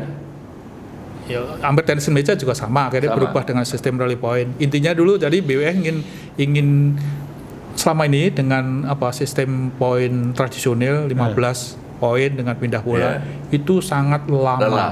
Dan Sangat orang lama. jenuh, orang jenuh Ya. nontonnya. Nah, kemudian siaran TV juga lama, istilahnya sampai waduh sudah minum kopi tidur belum betul. selesai juga, nonton lagi belum selesai, bikin nasi Itu goreng betul. belum selesai juga. Artinya durasi waktunya terlalu lama, berbeda dengan sepak bola Iya. 45 menit kali 2, Pasti. nyaman Pasti ya kan? habis, iya. Atau basket mungkin ya, itu. Itu betul mas. Nah, Terjadi sama saya terjadi Nah, juga. itu gitu. kan. Terjadi. Wah, belum habis juga. Lu mau kemana? Gua ngerokok dulu deh. Akhirnya BWF kemudian membuat regulasi Oke. baru. Dulu sempat mengubah menjadi poin 7 tapi 5 kali ya. Tapi akan berubah lagi menjadi sekarang menjadi poin 21 dengan dengan sistem rally point, bukan pindah bola itu. Tapi ke depan malah saya dengar BWF maupun badminton Asia itu ingin mengubah setelah Olimpiade nanti berubah menjadi poin 11. Balik lagi. Ya, 11 dulu. Tapi 11. Bukan 7. Jadi 11 11 tetap point. pindah bola. Hah? Rally point. Rally point. Ya. Rally point. Nah, tadi the best of 5. Jadi yang menang minimal 11-4, 11-5, 11-7 dia juara. Tapi kalau 11-5, 5-11 itu sampai game ke-5. Sampai 5. Oh gitu. Iya. Dulu itu BWF inginnya pertandingan bulu tangkis, ingin pertandingan singkat ya kan. Kemudian slot iklan banyak ya. Ternyata juga tidak. Pernah suatu kejuaraan namanya kejuaraan Asia tahun 2016, partai semifinal yang mempertemukan Indonesia, Grisia Poli berpasangan dengan Nitya Krisinda melawan pemain Jepang. Itu sampai berlangsung berapa? 2 jam 41 menit. Oh gila. Ya, itu gimana? Jadi sepak bola udah berapa kali? Berapa kali Bapak? Hampir 2 game. Jadi gimana? 161 menit bermain untuk menjadi pemenang untuk lolos ke babak semifinal. Jadi betapa susahnya durasi. Itu tapi baru ini ya, baru pemikiran dari IBF kali ya, rencananya gitu ya, mau ada perubahan. Ya. Nah kembali ke bulu tangkis soal kepelatihan tadi, pelatih kita banyak yang keluar. Dulu itu saya tahu ada pelatih Cina yang datang ke Indonesia. Saya nggak tahu datang atau didatangkan, saya nggak ngerti. Tong Xingfu itu kan. Dia jatuh cinta sama Indonesia, kerasan lah di sini. Minta warga negara, pelatih bagus. Kok nggak diakomodir sama, saya nggak tahu sama siapa nih, pemerintah atau sama PBSI itu sama siapa. Akhirnya beliau kembali lagi ke Cina. Yang kayak gini-gini kan mesti kan, ya kita bisa memberikan satu pemikiran yang bagus lah. Nah, ini menguntungkan nih buat Indonesia, kenapa dia nggak ditahan gitu loh. Karena negara lain kan kalau soal begitu cepat gitu. Ya. Apa warga negara kasih, ini bukan negara kita jadi bagus kalau kayak gitu kan. Itu gimana Mas? Mas Heri juga nih. Siapa duluan nih? Terserah. Dulu Kalau seingat saya dulu sebelum pulang kan pernah sekamar. Itu dia sudah habis banyak. Habis uang maksudnya? Habis uang banyak, habis waktu. Dia sudah kalau apa? SPKRI. Enggak, kitas ya. Iya, ya kita. Izin. Oh, kita. Iya. Izin sementara tinggal kan. Itu dia waktu itu sudah Melewati. lewatin 3 tahun nggak salah. Wah, lama juga. Udah cuma dihitung 3 tahun lagi lah. Dia tinggal 3 tahun, dia udah habis banyak uang, habis waktu juga 3 tahun, mau dinolin lagi dari awal lagi gitu. Masa nggak ada kebijaksanaan dari Enggak tahu. ini kan yang itu saya nggak tahu. Ini ceritanya yang dia cerita ke saya ya. Jadi dia dinolin lagi, terus dia punya pemikiran bahwa dia betah di Indonesia, tapi kalau dia nggak dapat warga negara Indonesia, anak istrinya yang di sini gimana gitu. pada saat itu keluarganya di Cina. Di sini semua. Oh, di sini. Oh, ikut Ya, sini. makanya dia udah ada rumah di sini. Makanya dia pemikirannya kalau saya sampai mendadak nggak ada, ini anak istri saya gimana gitu loh. Di sini nggak punya warga negara Indonesia, pulang juga belum tahu juga kan gitu. Nggak jelas lah. Terus salah satu temennya dia yang jadi gubernur di sana nawarin. Jadi bilang, kamu kok kesulitannya apa di Indonesia? Dia cerita, udahlah kamu balik aja. Kamu butuh apa, saya sediain semua. Di Cina? Di Cina, mobil dikasih, rumah dikasih, pokoknya udah pulang aja gitu. Berangkat sih, kasih rumah, mobil. Artinya harusnya kita nawarin 2 mobil. Di sana tuh gampang banget gitu, lihat potensi yang luar biasa gitu kan. Pak, padahal kalau di sini nggak perlu nawarin mobil, nggak perlu nawarin rumah. Enggak, dia udah tinggal warga negaranya aja. Iya sih, kertas doang. Tapi itu nggak hanya Tong Xingfu, terjadi juga sama Ivan Ali kan. Yap. Ivan Ali yang udah pemain putri kita, udah ngerebut Juber Cup tuh ya. Ivana tidak. Oh nggak sempat deh ya. Sempat. Tapi salah satu andalan kita lah. Ya betul, di bulu tangkis. Ya. Bulu tangkis. Itu juga setengah mati babak belur tuh. Jadi itu kita juga aneh ya, aneh tapi nyata ya. Mereka lahir di sini, besar di sini, kemudian ketika tampil ke luar negeri pun juga tampil dengan kaos merah putih, ada Indonesia, tapi dalam hal-hal hak mereka sebagai warga negara malah justru negara malah tidak hadir. Itu kalau zamannya Bung Karno selesai tuh. Oh iya. Ya. Dibongkar langsung ya. Dibongkar langsung, cepat. Apa? Ya, karena gini. Ada atlet basket Indonesia saking bagusnya dia masuk dalam tim All Star Asia kan. Indonesia timnya nggak pernah juara, tapi pemainnya satu masuk All Star Asia, itu nama Tionghoanya Kofi Hai. Itu begitu dia tampil bagus di Pra Olimpiade Meksiko, beritanya ada di mana-mana, dipanggil Bung Karno ke istana. Saya kasih nama Muhammad King. Muhammad ya. Cepet banget tuh dia, ya kan? Seorang presiden manggil, sekarang waduh, ngomong gini susah. Artinya tergantung negara ya, tergantung pemerintah kan, tergantung sosok-sosok para pemimpin sejauh mana melihat kepentingan olahraga bagi bangsanya gitu loh, keuntungan bangsanya. Kalau Bung Karno kan jelas tuh, pilar itu kan, nation and character building. Ya. Jelas jadi juara. Tapi itu bener loh, zamannya Mas Heri top dulu. Saya tanya nih, jawab jujur.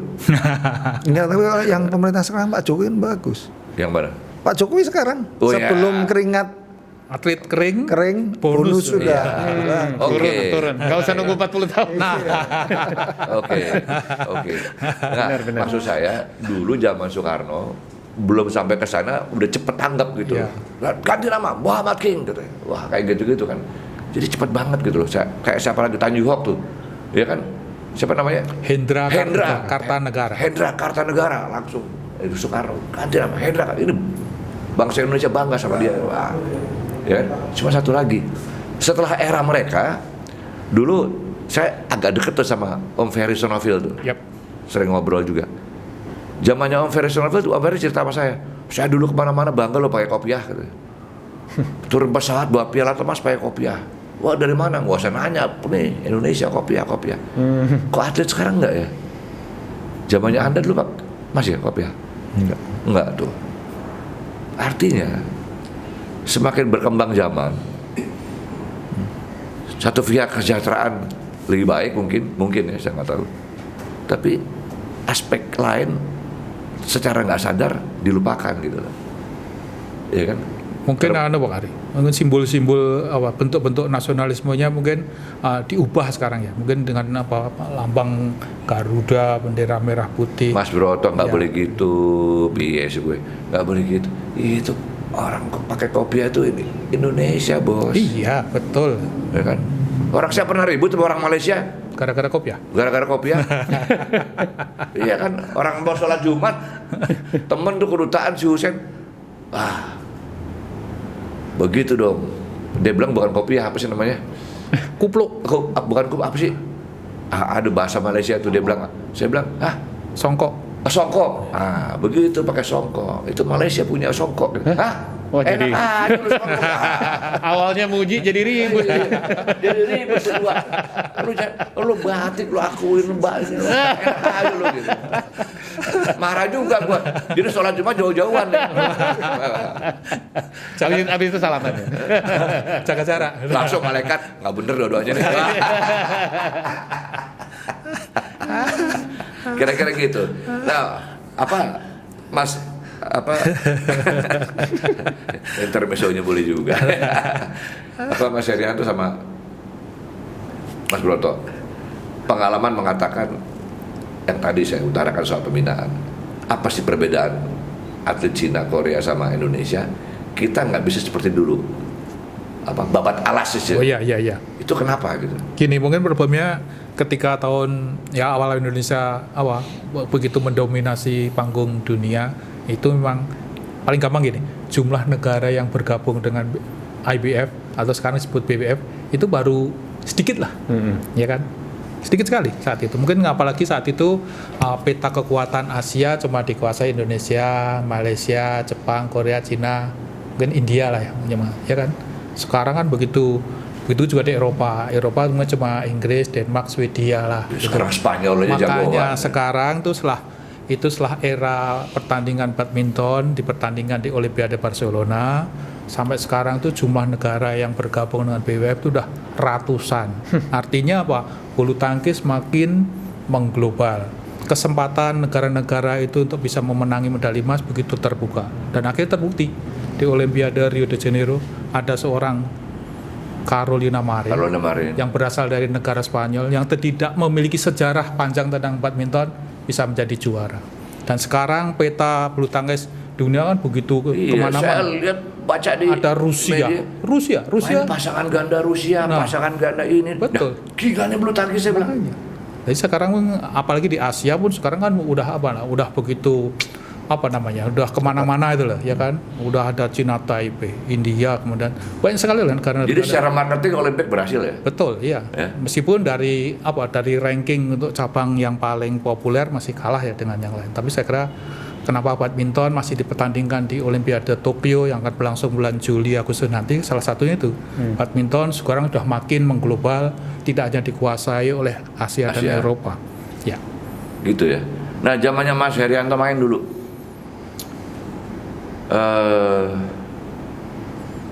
Dulu waktu saya jadi atlet, kalau mau main besoknya udah nggak bisa tidur tuh.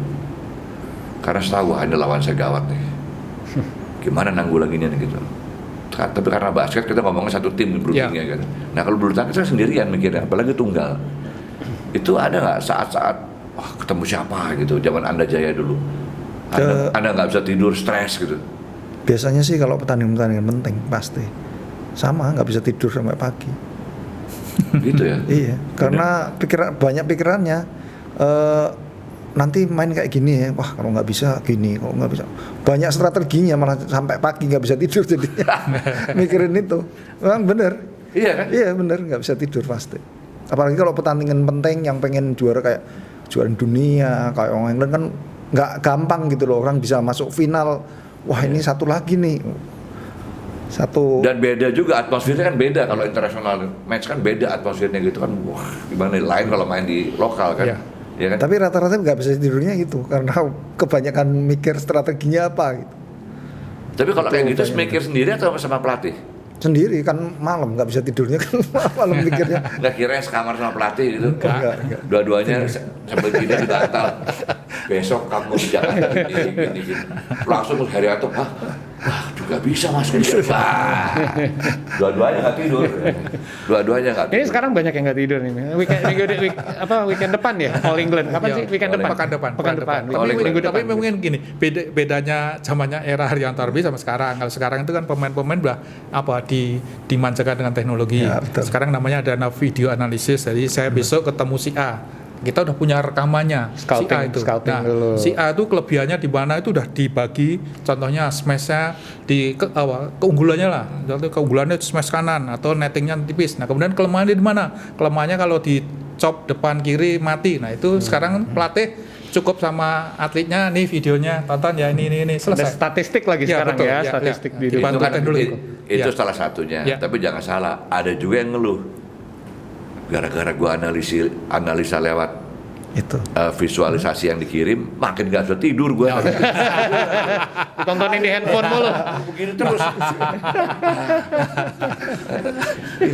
Saya kira mungkin meskipun dibantu dengan teknologi saya kira sama. Kalau sifat tidak bisa tidur saya kira mungkin pemain-pemain sekarang saya kira sama mungkin. Kalau kan besok final partai yang begitu besar menegangkan dan begitu sangat ditunggu-tunggu dia harus jadi juara saya kira sama. Ya sama. Kalau itu pengalaman itu mungkin bisa diceritakan kasusnya Susi Susanti ketika besok akan tampil di final di Olimpiade Barcelona melawan Bang Soyun sama. Dia juga nggak bisa tidur gitu. Dia sekamar dengan Rosiana Tendian dan Sarwenda sama dari kamar bolak-balik ke sofa, tidurnya juga nggak nyenyak. Pagi pun ketika dia makan sarapan untuk Udah nggak enak juga, udah nggak enak semua. Dikasih apapun juga udah nggak Jadi enak. kita lihat atlet-atlet di final itu mereka ngantuk-ngantuk semua tuh udah begadang semua panjang malam. Iya, tampaknya agak berubah. Iya, Agak berubah tampaknya.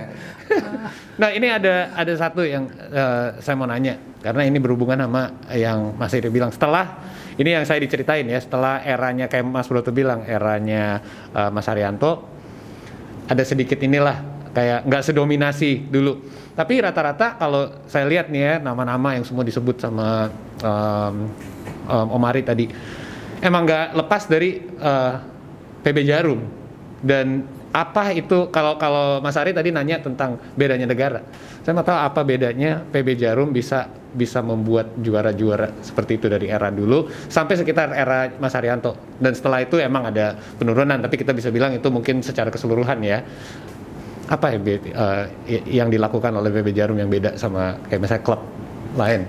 Ke hari dulu. Iya, Mas Haryanto benar. Dia kan Dari sumbernya sendiri iya. Dia kan produk. Benar. Uang jarum gitu. Pas itu. Konsistennya ya itu ya.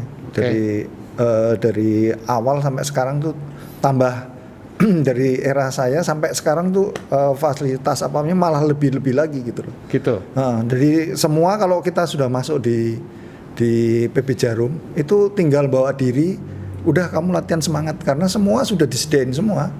Tempat tinggal. Dari tempat tinggal udah kayak hotel bintang 5. Wah. Oh, ya? Lapangan ada 16 lapangan yang standar internasional.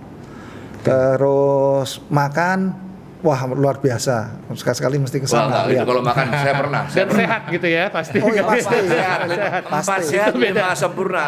Kalau mau nambah 6 pingsan. Terus pertandingan ditanggung semua. Mau di dalam negeri atau di luar negeri, semua ditanggung. Dan karena fasilitasnya seperti itu, jadi lebih banyak orang yang berminat untuk bergabung juga kan untuk Iya, try out pastilah. dan hal-hal kayak gitu. Nah. Dan Karena dia kan kemarin yang sempat heboh kan ngadain audisi itu.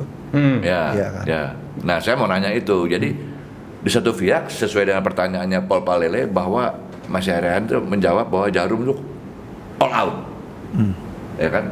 Udahlah, lo nggak bisa komplain lagi. Juara dunia bisa lahir di sini, lihat aja nih gue kasih apa aja. Nah, kira-kira gitu kan. Tapi di lain pihak, programnya PB Jarum itu rupanya juga jadi masalah. Menghadapi, saya nggak tahu ini, kok bisa muncul cita-cita begitu sih. Sampai ada, saya kira nggak hanya sekedar misunderstanding, nggak hanya sekedar salah pengertian, tapi kayaknya ada unsur kesengajaan nih. Ada unsur kesengajaan emang, entah dari pihak mana, lagi nyari panggung gitu loh. tapi Jarum yang menghentikan Iya kan? programnya kan Enggak, sebelumnya dikritik sama setelah dikritik mereka yang bukan dikritik, diserang malah ya. Diserang. Nah, ini kan aneh. Kontribusi begitu hebat dari Jarum, apapun alasannya, Jarum udah membuktikan bahwa di sinilah lahir merah putih. ya Ya kan? agree. Tapi di lain pihak, kita kan Itu yang bikin saya rada bingung juga sih sebenarnya. itu bisa nggak Mas Heri? Ono apa sih? Ono apa sih? Ini malah jadinya di dunia bulu tangkis kan anak-anak kecil kan taunya kan Jarum. Iya. itu badminton loh. Iya. Malah sekarang Bukan tahu bola. karena diserang dan diramein itu Itu malah yang jadi tahu bahwa Jarum tuh ya rokok juga. Yang bikin masalah goblok itu PR gratis.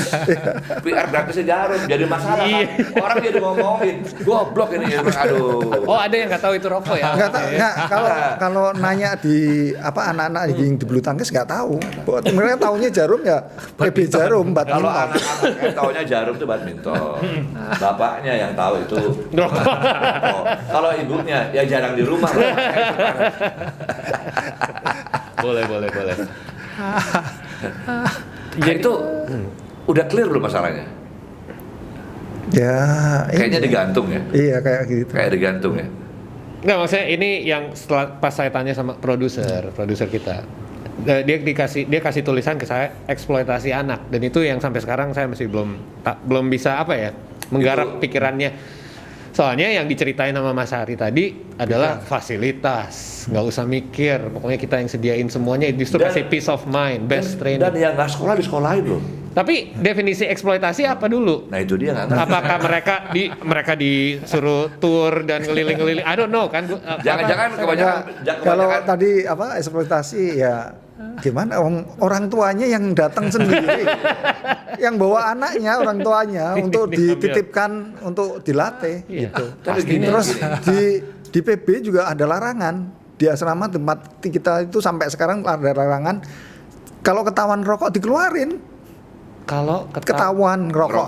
ngerokok. Atletnya iya, atletnya iya. itu dikeluarin gitu dan loh. harus sekolah juga. Iya. Harus sekolah. Bagus. Makanya bingung waktu itu juga dibilang eksploitasi di mana gitu. Kebanyakan bergaul sama PLN kali. Kacau juga.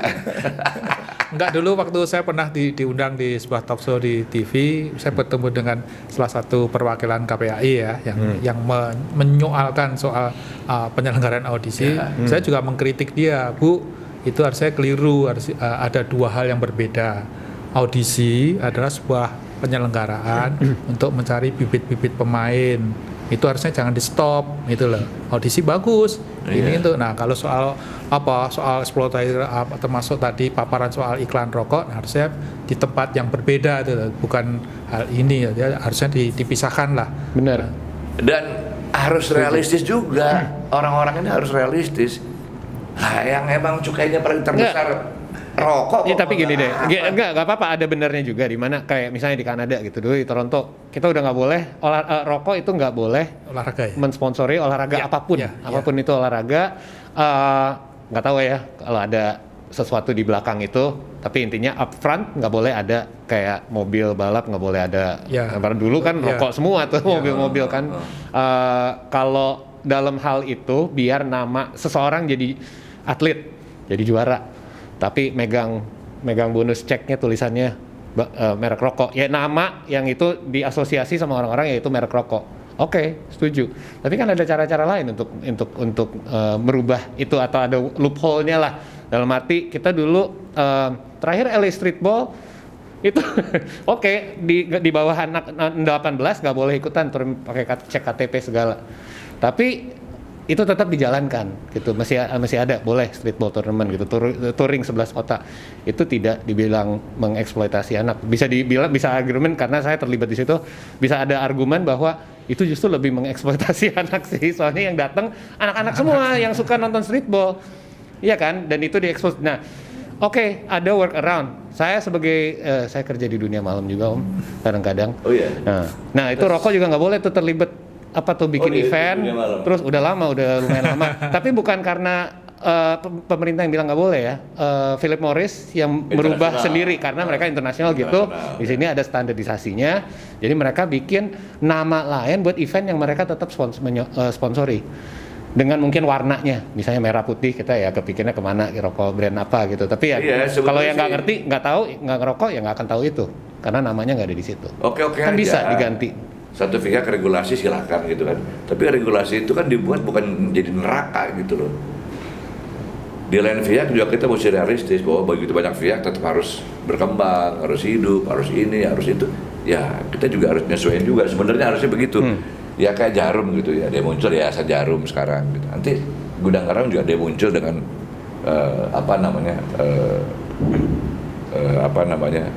sarung yang lain gitu kan. Sampurna juga gitu kan, Sampurna Foundation gitu kan. Kalau saya bilang sah-sah aja, karena nggak mungkin juga kalau saya punya Jarum, saya pemilik Jarum. Ya. Nama brandnya disuruh ganti gitu. Nama brand suruh ganti. Saya cuma bilang gini, lu gila, duit gue yang gue sumbangin dari situ gitu loh, gue nyari duit dari mana gitu loh.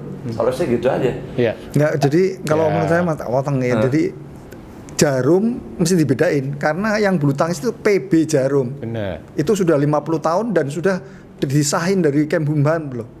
PB Jarumnya itu gitu loh. Betul. Jadi gimana mau ngerubah lagi? Mungkin bisa nggak diganti bisa, udah 50 tahun dia bina loh. Iya betul. Kan nggak mungkin kalau itu. Memang kan dan juga beda PB sama Jarumnya sendiri. Itu ada PB Jarumnya, beda sih. Enggak, yang jadi dilema ini kan sekarang ada pihak-pihak yang memainkan karena Jarum itu merek Itu rokok. celahnya di situ aja mereka. Cari celah. Celah aja. Itu sih Kan ibaratnya tolak belakang aja ngerokok sama olahraga, Ini, apalagi anak muda. Kalau ada orang-orang mau cari panggung ya begitu, cari celah terus. Gue pejabat baru nih, gue mesti ada trademark dong kalau jadi pejabat gitu kan. Soalnya kan PB Cari Jarum, celah, PB cari celah. Jarumnya nggak diapa-apain kan, audisinya aja ya kalau yang tidak diadakan. Lu termasuk. Enggak, termasuk. termasuk. Harus berhenti kecuali namanya dirubah. Iya. Semuanya jadi stop. Iya, di stop. Oh, ya? Namanya harus dirubah. Bukan audisi bulu tangkis PB Jarum, bukan. Ganti PB apa kayak. Hancur. Kan nggak bisa kayak gitu loh. Ya sedikit nggak fair ya. Ya, bukan sedikit.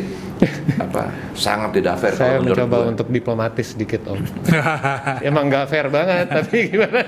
Saya coba untuk sedikit lebih. Ini yang lebih muda diplomatis. Oh, betul. Gua maunya hajar terus. Makanya ada kita berdua di sini. Harus ada wasitnya. Betul, nanti ada gas, ada remnya. Itu. Tapi nggak ada rem tangan nih. Mas Broto, Siap. sekarang Mas Broto lihat kasusnya Jarum, ya kan kita belak-belakan aja di sini kasus Jarum.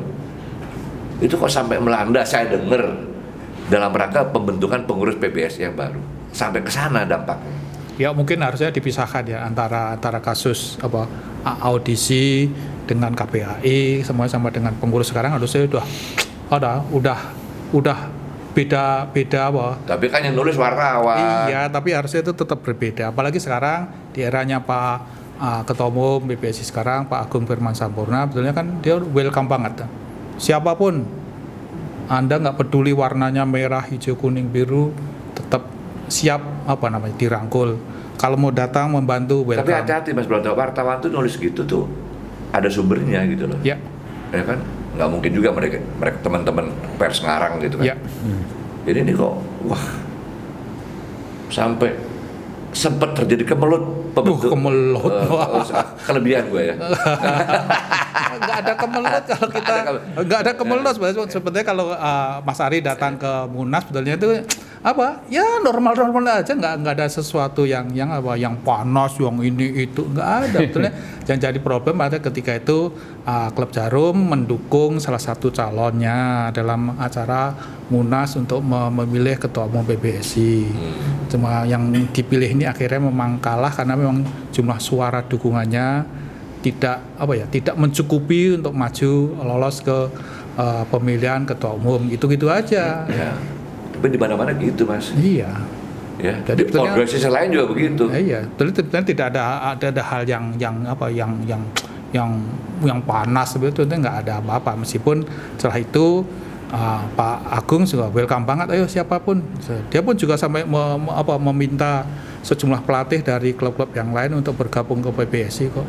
Gitu ya? Iya. Mas Herianto percaya tuh?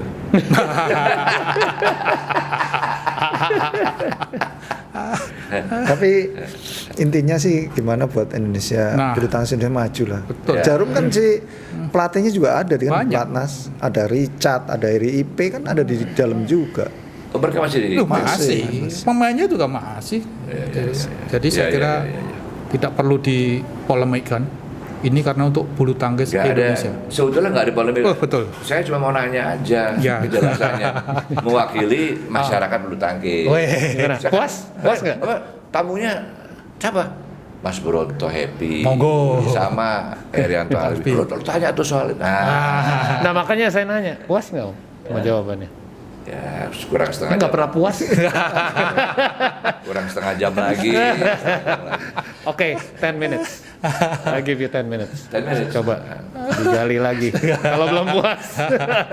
Gue dikerjain sama yang Tapi ingat waktu. Kelihatannya Anda puas, saya lemas.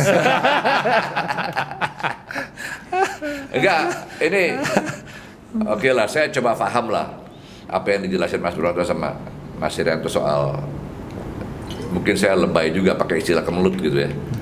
Ya kalau versi Mas Bronto nggak ada apa-apa, biasa-biasa aja ya kan.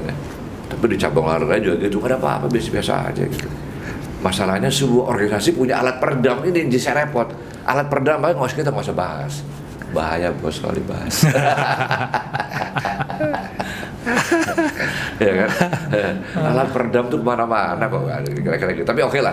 Tadi saya setuju Mas Herianto. Udahlah, sekarang kita mikirin Indonesia ini gimana bulu tangkis. Ini menjelang All England. Nah, ini minggu menarik. depan. Ya. Versi Mas Bronto sama Mas Herianto pasti lain, kacamatanya lain. Kemungkinan apa yang terjadi dengan All England nih? Apalagi dengan masa persiapan lewat pandemi begini kan? Gimana tuh?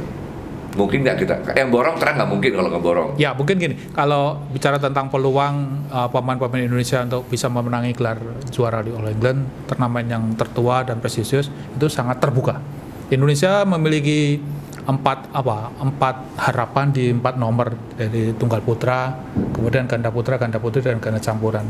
Minus di tunggal putri memang kita tidak memiliki wakil yang bisa diharapkan bisa merebut gelar juara. Dari 4 sektor ini saya kira tetap Indonesia punya peluang. Contohnya dari tahun 2016 sampai tahun 2020 selalu ada juara dari Indonesia. Tahun 2016 masih ada Praven Jordan dan Debbie Susanto menjadi juara di nomor ganda campuran. Tahun 2017-18 masih ada Minion, Marcus Fernaldi Gideon dan Kevin Sanjaya Sukamulya menjadi juara 2 kali dia. Tahun 2019 sang veteran The Daddies Indra Setiawan dan Muhammad Aksan juga menjadi juara. Terakhir tahun 2020 masih ada Praven Jordan dan berpasangan dengan partner yang lain Melati Deva Oktavianti yang menjadi juara. Harapannya tahun ini pun Praven dan Melati juga tampil di All England, mereka menjadi unggulan pertama. Kemudian yang tentu sangat diharapkan tadi nomor ganda putra. Ganda putra ya, Minion ya. Minion bertemu dengan The Daddies. Minion unggulan pertama, Daddies unggulan kedua. Harapannya mereka kalau bisa mengalahkan lawan-lawan bisa bertemu di final. Tapi memang kita tahu ya turnamen All England adalah turnamen yang begitu penting, berat dan tidak mudah lah saya kira untuk menjadi juara. Harapannya tadi sebagai mungkin saya sebagai diri sendiri sebagai pecinta bulu tangkis, sebagai pengurus PBSI tentu berharap ada lagi lah gelar juara yang bisa dipersembahkan untuk Bumi Pertiwi. Harapannya gelar juara ini bisa sedikit menyembuhkan lah di tengah pandemi, ya, begitu susahnya masyarakat dalam sisi ekonomi. Harapannya dengan gelar juara ini bisa menyehatkan lah, ada hiburan, ada sebuah kegembiraan bagi masyarakat bulu tangkis Indonesia, juga seluruh masyarakat Indonesia. Itu harapannya. Kenyataannya tidak tahu.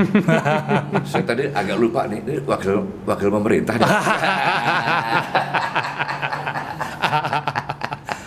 Bukan stylenya tuh udah dapat ya, menyejukkan masyarakat. Ya kan orang-orang di sana kan begitu ngomongnya kan, ya kan dia nggak tahu rakyat susah gitu kan. Mas Heri sebagai mantan juara dunia, sebagai hero-nya bulu tangkis Indonesia salah satunya. 2 kali juara All England, jangan lupa. Oh iya, All England 2 kali ya. Iya. 2 kali All England. Juara All England terakhir. Nah, dia tunggal putra. Untuk tunggal ya. Iya, nggak ada lagi. Iya. Tahun Ya mudah-mudahan tahun ini sih bisa pecah lah. Udah 26 waktu tahun. itu sama siapa finalnya? Sama Ardi BW. Oh, All Indonesian Final. Iya. Wah gila. 94. Udah 20. Oh, dihitung aja. 6. Jadi kita kalau nonton ya udah nggak ada sedihnya gitu. 26 tahun nih. Setelah itu nggak ada lagi. Nggak ada lagi, tunggal putra nggak ada lagi. Pernah Taufik Hidayat 2 kali ke final, ya tahun 99 sampai 2000, tapi kalah. 99-nya kalah sama Peter Gade dari Denmark, kemudian tahun 2000-nya kalah sama Xia Suwanse dari Cina. Setelah itu memang tidak ada lagi Indonesia menjadi juara di All England, terutama di nomor tunggal putra. Sebagai pemain, Mas, apa bedanya All England dengan event-event yang lain? Nah, ini Ya karena All England kan sejarahnya kan panjang. Jadi dulu sebelum ada Olimpik, orang pengennya ya juara All England. Iya. Pasti. Ada orang bilang gini sama saya, lu boleh juara di mana-mana. Tapi Iya. kalau lu belum pernah juara All England, lu nggak sah. betul. Ada kan Pameo begitu loh. Nah, Iya, karena sejarahnya saya mau itu. tahu kesakralan All England tuh dari apanya sih? Kalau saya yang rasa sih 94 waktu di Stadion Wembley itu lain memang. Jadi gedungnya itu dingin, sunyi, terus sorot lampu waktu kita masuk ke lapangan itu cuma difokus ke kita. Satu orang doang kelihatan. Oh, ini Iya. penonton gelap ya? Spotlight. Gelap dan dingin. Kayak angker gitulah kalau dia orang bilang. Tapi orang Inggris emang jago gitu-gituan. Karena film-film setan kebanyakan dari Inggris. Iya kan? Iya. Ya film hantu setan dari Inggris kebanyakan jago kalau soal gelap-gelap gitu, bikin drama badminton, wah kecil itu. Ya kan? Nanti bentar lagi setannya keluar siapa? Herianto Abi itu. Jadi yang 94 itu memang berkesan banget buat saya gitu. Waktu juara di sana itu memang sama stadion-stadion lain memang rasanya itu lain gitu. Tapi penontonnya penuh selalu ya? Penuh. Dan ya Dan saya dengar tiketnya nggak mahal, nggak murah ya? wah, yang itu nggak tahu. Cuma yang saya tahu sih masih kayak tipikal Korea itulah Eropa ya. Kalau bola mati ya baru tepuk tangan. Nah, Dulu kayak, ya. kayak nonton orkestra gitu ya? Ya, betul. Ya kan? Ya, betul. Selesai baru tepuk tangan. Tepuk tangan. Beda sama, soalnya saya diceritainnya beda Om. Kalau di sini dulu nonton olahraga, khusus bulu tangkis. Kalau sekarang ya, pas pindah ke sini ada satu hal yang beda. Kita nonton live olahraga dibandingkan di Kanada. Satu hal yang paling menonjol buat saya. Apa itu? Setiap kali ada sesuatu yang unik terjadi atau kesalahan atau apa gitu, ada teriakan dari crowd. Gitu. Iya, Saya badminton diceritakan tuh. itu Itu sebenarnya badminton. mulainya di badminton. Badminton. Tapi bukan saat orang blunder. Kalau sekarang disebut kalau ada orang salah gitu kan. Cuman Dulu justru pas lagi mukulnya ya. Kadang-kadang saya suka nggak enak hati gitu. Ya sebetulnya sih malu, cuman bilang malu juga nggak enak pakai sendiri kan. Cuman nggak enak hati aja. Kalau Kenapa? tadi Mas Heri bilang kalau di London kan. Itu makanya beda banget kan. Begitu mau start udah sepi Iya, semua iya. kan. Kayak nggak ada orang gitu. Di kita habis bikin poin nih, jelnya tuh nggak habis-habis. Ya kan? Indonesia. Dalam hati gue udah mau serve nih, berisik amat sih. Kadang-kadang nggak enak sama pemain lawan gitu loh.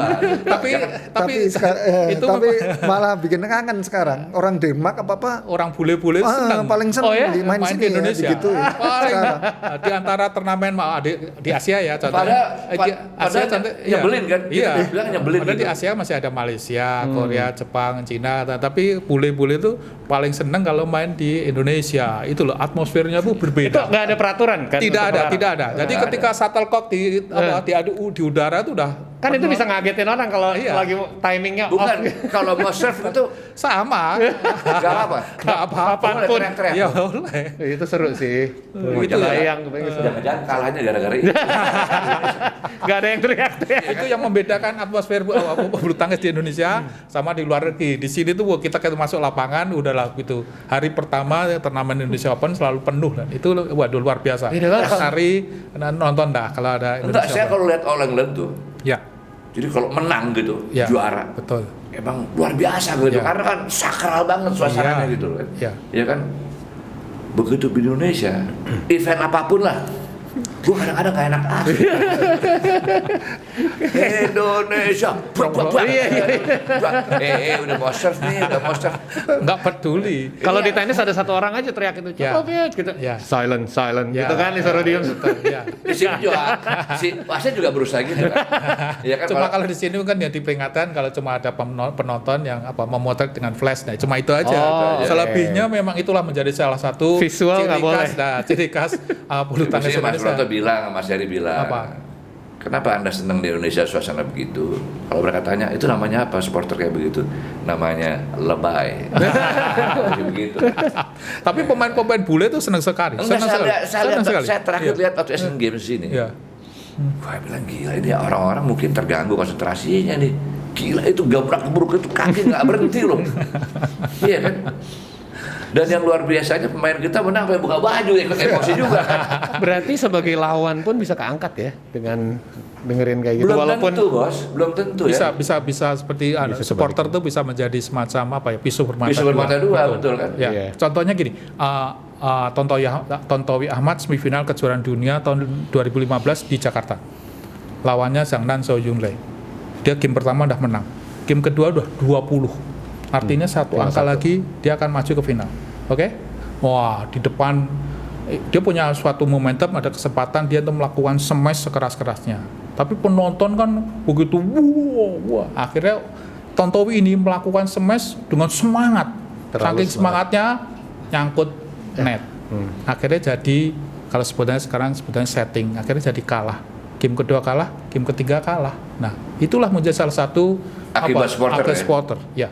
Saya wawancara dengan Owi, dia nyebut tadi saya harusnya pukulannya dengan pukulan pelan aja udah mati. Masuk. Tapi karena dukungan Iya. penonton maunya yang wah, adrenalin ya adrenalnya kebawa. maunya dia mukul sekeras-kerasnya, ternyata shuttlecocknya malah jatuh dan itu malah merugikan. Hari mungkin pernah juga Hari? Pernah. Nah, ini Pernah juga gitu. nah, Saya tahu Thomas Cup 94 nah, Di sini? Nah, Di sini. semifinal lawan Di Indonesia juga ya? di Indonesia. Ya. Jadi Ah. waktu itu baru pertama kali ikut tim Thomas Ya, Cup. masuk. Wah kan bangga banget kan, senang banget. Terus belum pernah main di Bergu. Waktu itu 94 main. Yang ngikutin penonton itu smash. Padahal bola belakang terus.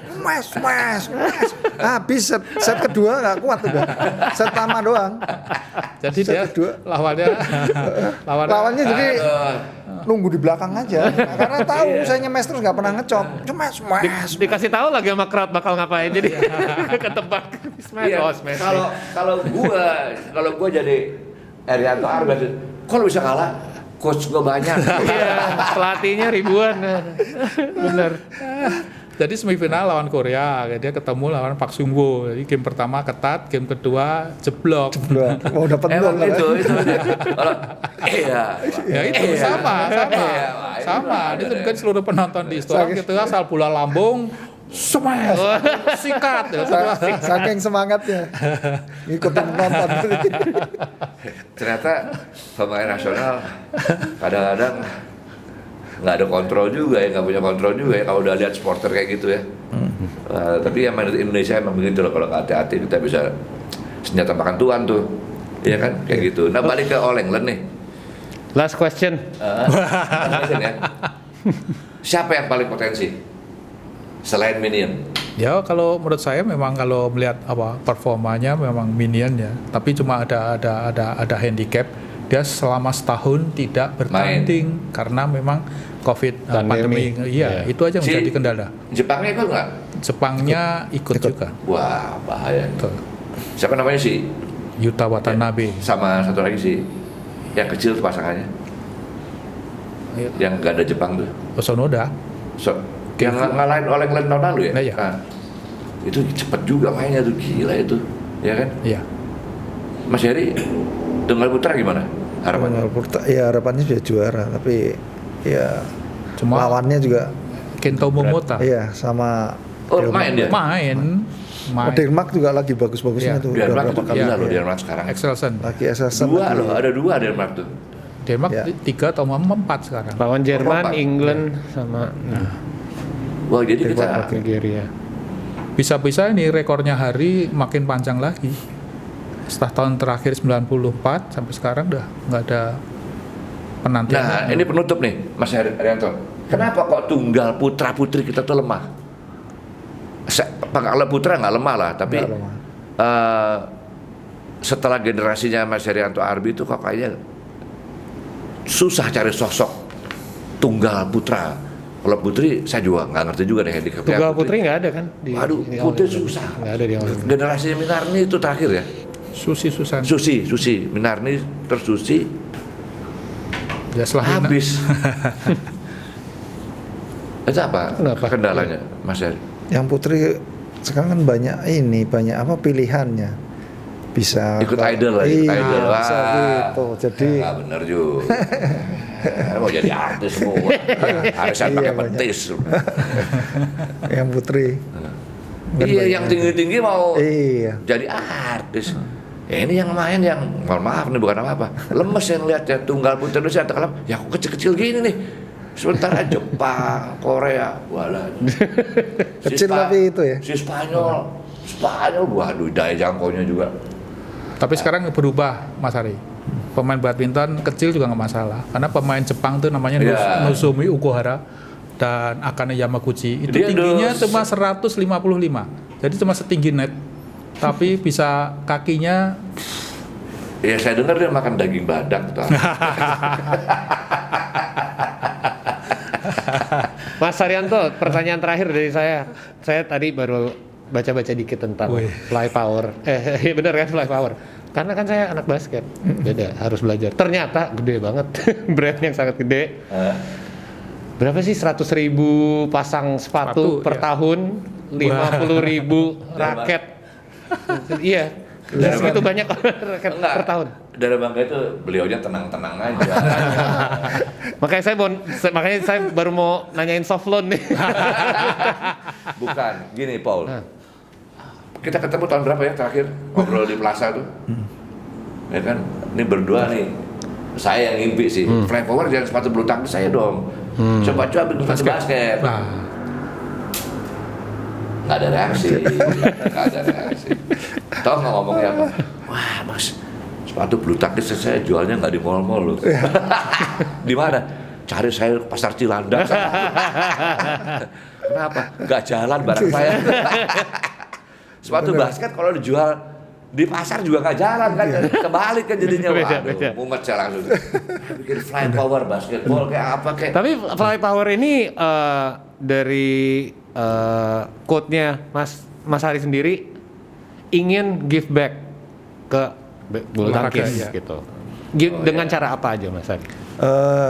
Selama yang ini sih ya kita sponsorin pertandingan sirkuit nasional gitu salah satunya. Terus sponsorin klub-klub kecil, ada klub besar ada klub kecil lah. Produknya ya. Iya produk. Terus atlet-atlet Kita. atas Iya. bawah fly Iya. power lah. Wah keren jadi atlet. Bisa compete sama yang dari Cina atau apa? Oh bisa dong. Bisa. Bisa. Dulu Markis Kido, Indra Setiawan juara Asian Games kan pakai flap power, berarti kan kualitas. banyak ekspor kan? Wah, juga kan. luar biasa. Nggak boleh kasih peluang sedikit masuk promo. Soflon masuk lah ini. Podcast digoyang. Luar biasa. Emang nggak percuma nih juara dunia sama All England. Ada satu lagi harus ya diceritakan bahwa Flap Power itu menjadi salah satu brands ini satu yang menggunakan satu-satunya menggunakan corak batik. Nah, Oh gitu. iya di semua di produknya di Enggak, raket. saya yang saya tahu katanya ada pemain Korea yang pakai ya. Iya. Ada dulu. Pemain Korea ada yang pakai Flap Power. keren. Iya. Luar biasa. Jadi kalau kita nonton di turnamen internasional ada pemain pakai batik, udah tahu apa sih itu produknya Arianto Harbi, Flap Power. Itu ciri khasnya lah ya. Ciri khasnya. Gitu ya. Iya. Desain. Desain, iya. Semua dari raket, kaos sampai sepatu pun juga ada motif batiknya. Mau bedain sama brand lain. Kalau di lapangan kan semua sama, nggak kelihatan dari jauh kan nggak kelihatan. Tapi kita bedain pakai batik. Jadi kalau di lapangan jauh udah kelihatan. Orang pakai pikir batik. sepatu biasa gitu ya. Ternyata sepatu bulu tangkis ya. Ini sepatu All England dan juara dunia. Ya. Kenapa batik bro. Tapi bagi saya itu sih inspirational banget sih untuk bisa menerusi Iya. karir yang udah segitu berprestasi. Tapi nggak berhenti di situ aja, bisa aja kan kayak ya bisa jadi pelatih, bisa. Tapi ini dengan berbisnis dan bisnisnya sukses, jadi bisa kontribusi balik lagi ke Tapi kan bulu tangkisnya seperti permasalahannya nggak semua juga kan seberuntung Herianto. Ada juga yang mencoba Harus punya berkarya, visi. kan. Ada juga coba udah besar bisa bangkrut gitu kan. Ada juga yang gitu. Ya kayak Rudy juga nggak ngapa-ngapain kan. Rudy Hartono juara kan 8 kali gitu. Nggak ada kepikiran mau punya Flap Power gitu atau bikin pabrik sepatu. Malah dulu dikontrak sama sepatu merek apa tuh saya lupa tuh Jalan Batu saya kantor itu. Mereknya customize Rudy Hartono gitu. Rudy Hartono sekali pakai jebol.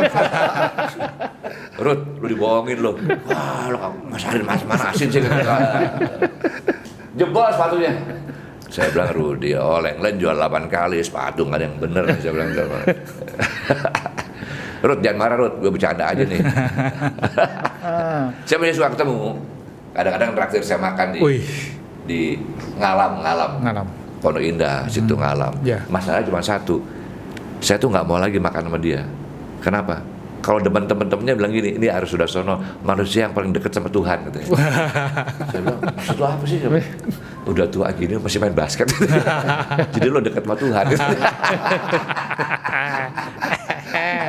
Kirain karena Mas Ari yang bayarin. Dalam hati gua, lo nyumpahin gua mati. Serap. Gitu, udah. Bisa Wah, dilanjut di episode berikutnya ya. bisa lanjutin ya? Kalau belum puas, Belum, nanti saya sudah All England. Wah, karena tahun ini sebenarnya masih banyak banyak kejuaraan, masih ada All England. Kemudian nanti yang paling penting tahun ini adalah perebutan di Olimpiade Tokyo. Tokyo ya? Iya, Itu Juli ya? Juli Agustus. Juli Agustus. Iya. Itu paling menarik. Kita tunggu. atlet kita udah ada kabar bahwa atlet bakal dikasih vaksin nggak? Kalau atlet kemarin Udah kan? Udah kan? sampai udah 2 kali. Udah, Jadi udah. pemain-pemain bulu tangkis Indonesia termasuk Sudah tim semua yang ya. akan berangkat ke All England bulan lalu udah di Istora, kemudian kemarin tanggal 12 belum berangkat ke Birmingham sudah vaksin yang kedua. Gitu ya? Aman lah. Nice. Ya minimal jadi tambahan semangat lah.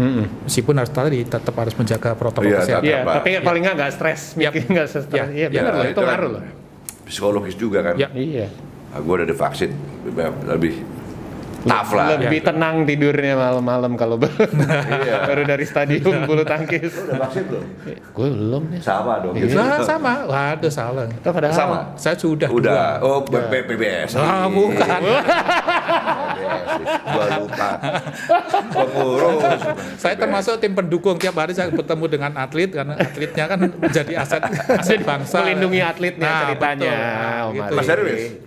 Belum. Wah, juara dunia aja Ini belum. harusnya yang Juara dunia. legenda. Harusnya udah karena menunggu masa Apa namanya? 3 bulan. apa ya? Iya 3 bulan. Udah pernah kena. Oh, oke, iya. Kalau udah pernah kena boleh apa? Harusnya udah. Boleh Sempat rumah undurin. sakit? Apa? Sempet di rumah sakit? Enggak. Enggak. Berarti dia lebih hebat lagi. imun sekarang. Imun ya. Darahnya laku nih. Oh ya, convalescennya ya, suruh donor ya. Tapi masih jaga protokol. Gue Oke. suka. Anyway, terima Jadi, kasih banyak habis nih. Udah dulu, mau berapa lama? Ini memorinya udah mau penuh. Habis. nih. Listriknya udah mau dimatikan ini. Siapa? Lo dong. Bring it home. Me. Of course. Selalu gitu. Ya kan? Gabut. Oke, demikianlah jumpa kita untuk momen yang luar biasa, ngobrol kita dengan manusia-manusia bulu tangkis Indonesia. Ada Mas Broto Happy, ada yang juga pengurus PBSI loh, ada juga Mas Haryanto Arbi, juara All England 2 kali, juara dunia. Mudah-mudahan All England minggu depan ya, Yep. kita bisa lahir kembali juara tunggal, melanjutkan tradisi yang telah dirintis oleh Haryanto Arbi, ya kan? Nah, kalau Anda dengar cerita tadi, obrolan tadi antara Paul Palele saya dengan tamu-tamu saya, memang begitulah olahraga Indonesia, sangat dinamis, tergantung kita melihatnya dari sisi mana. Mau negatif atau positif saya serahkan kepada Anda. Yang jelas kita masih harus berjuang terus supaya olahraga Indonesia itu betul-betul membanggakan untuk bangsanya khususnya. Terima kasih, saya Aris Darsono, Paul Palele, Broto Happy, serta Haryanto Arbi, sang legenda. Terima kasih perhatiannya. Salam olahraga.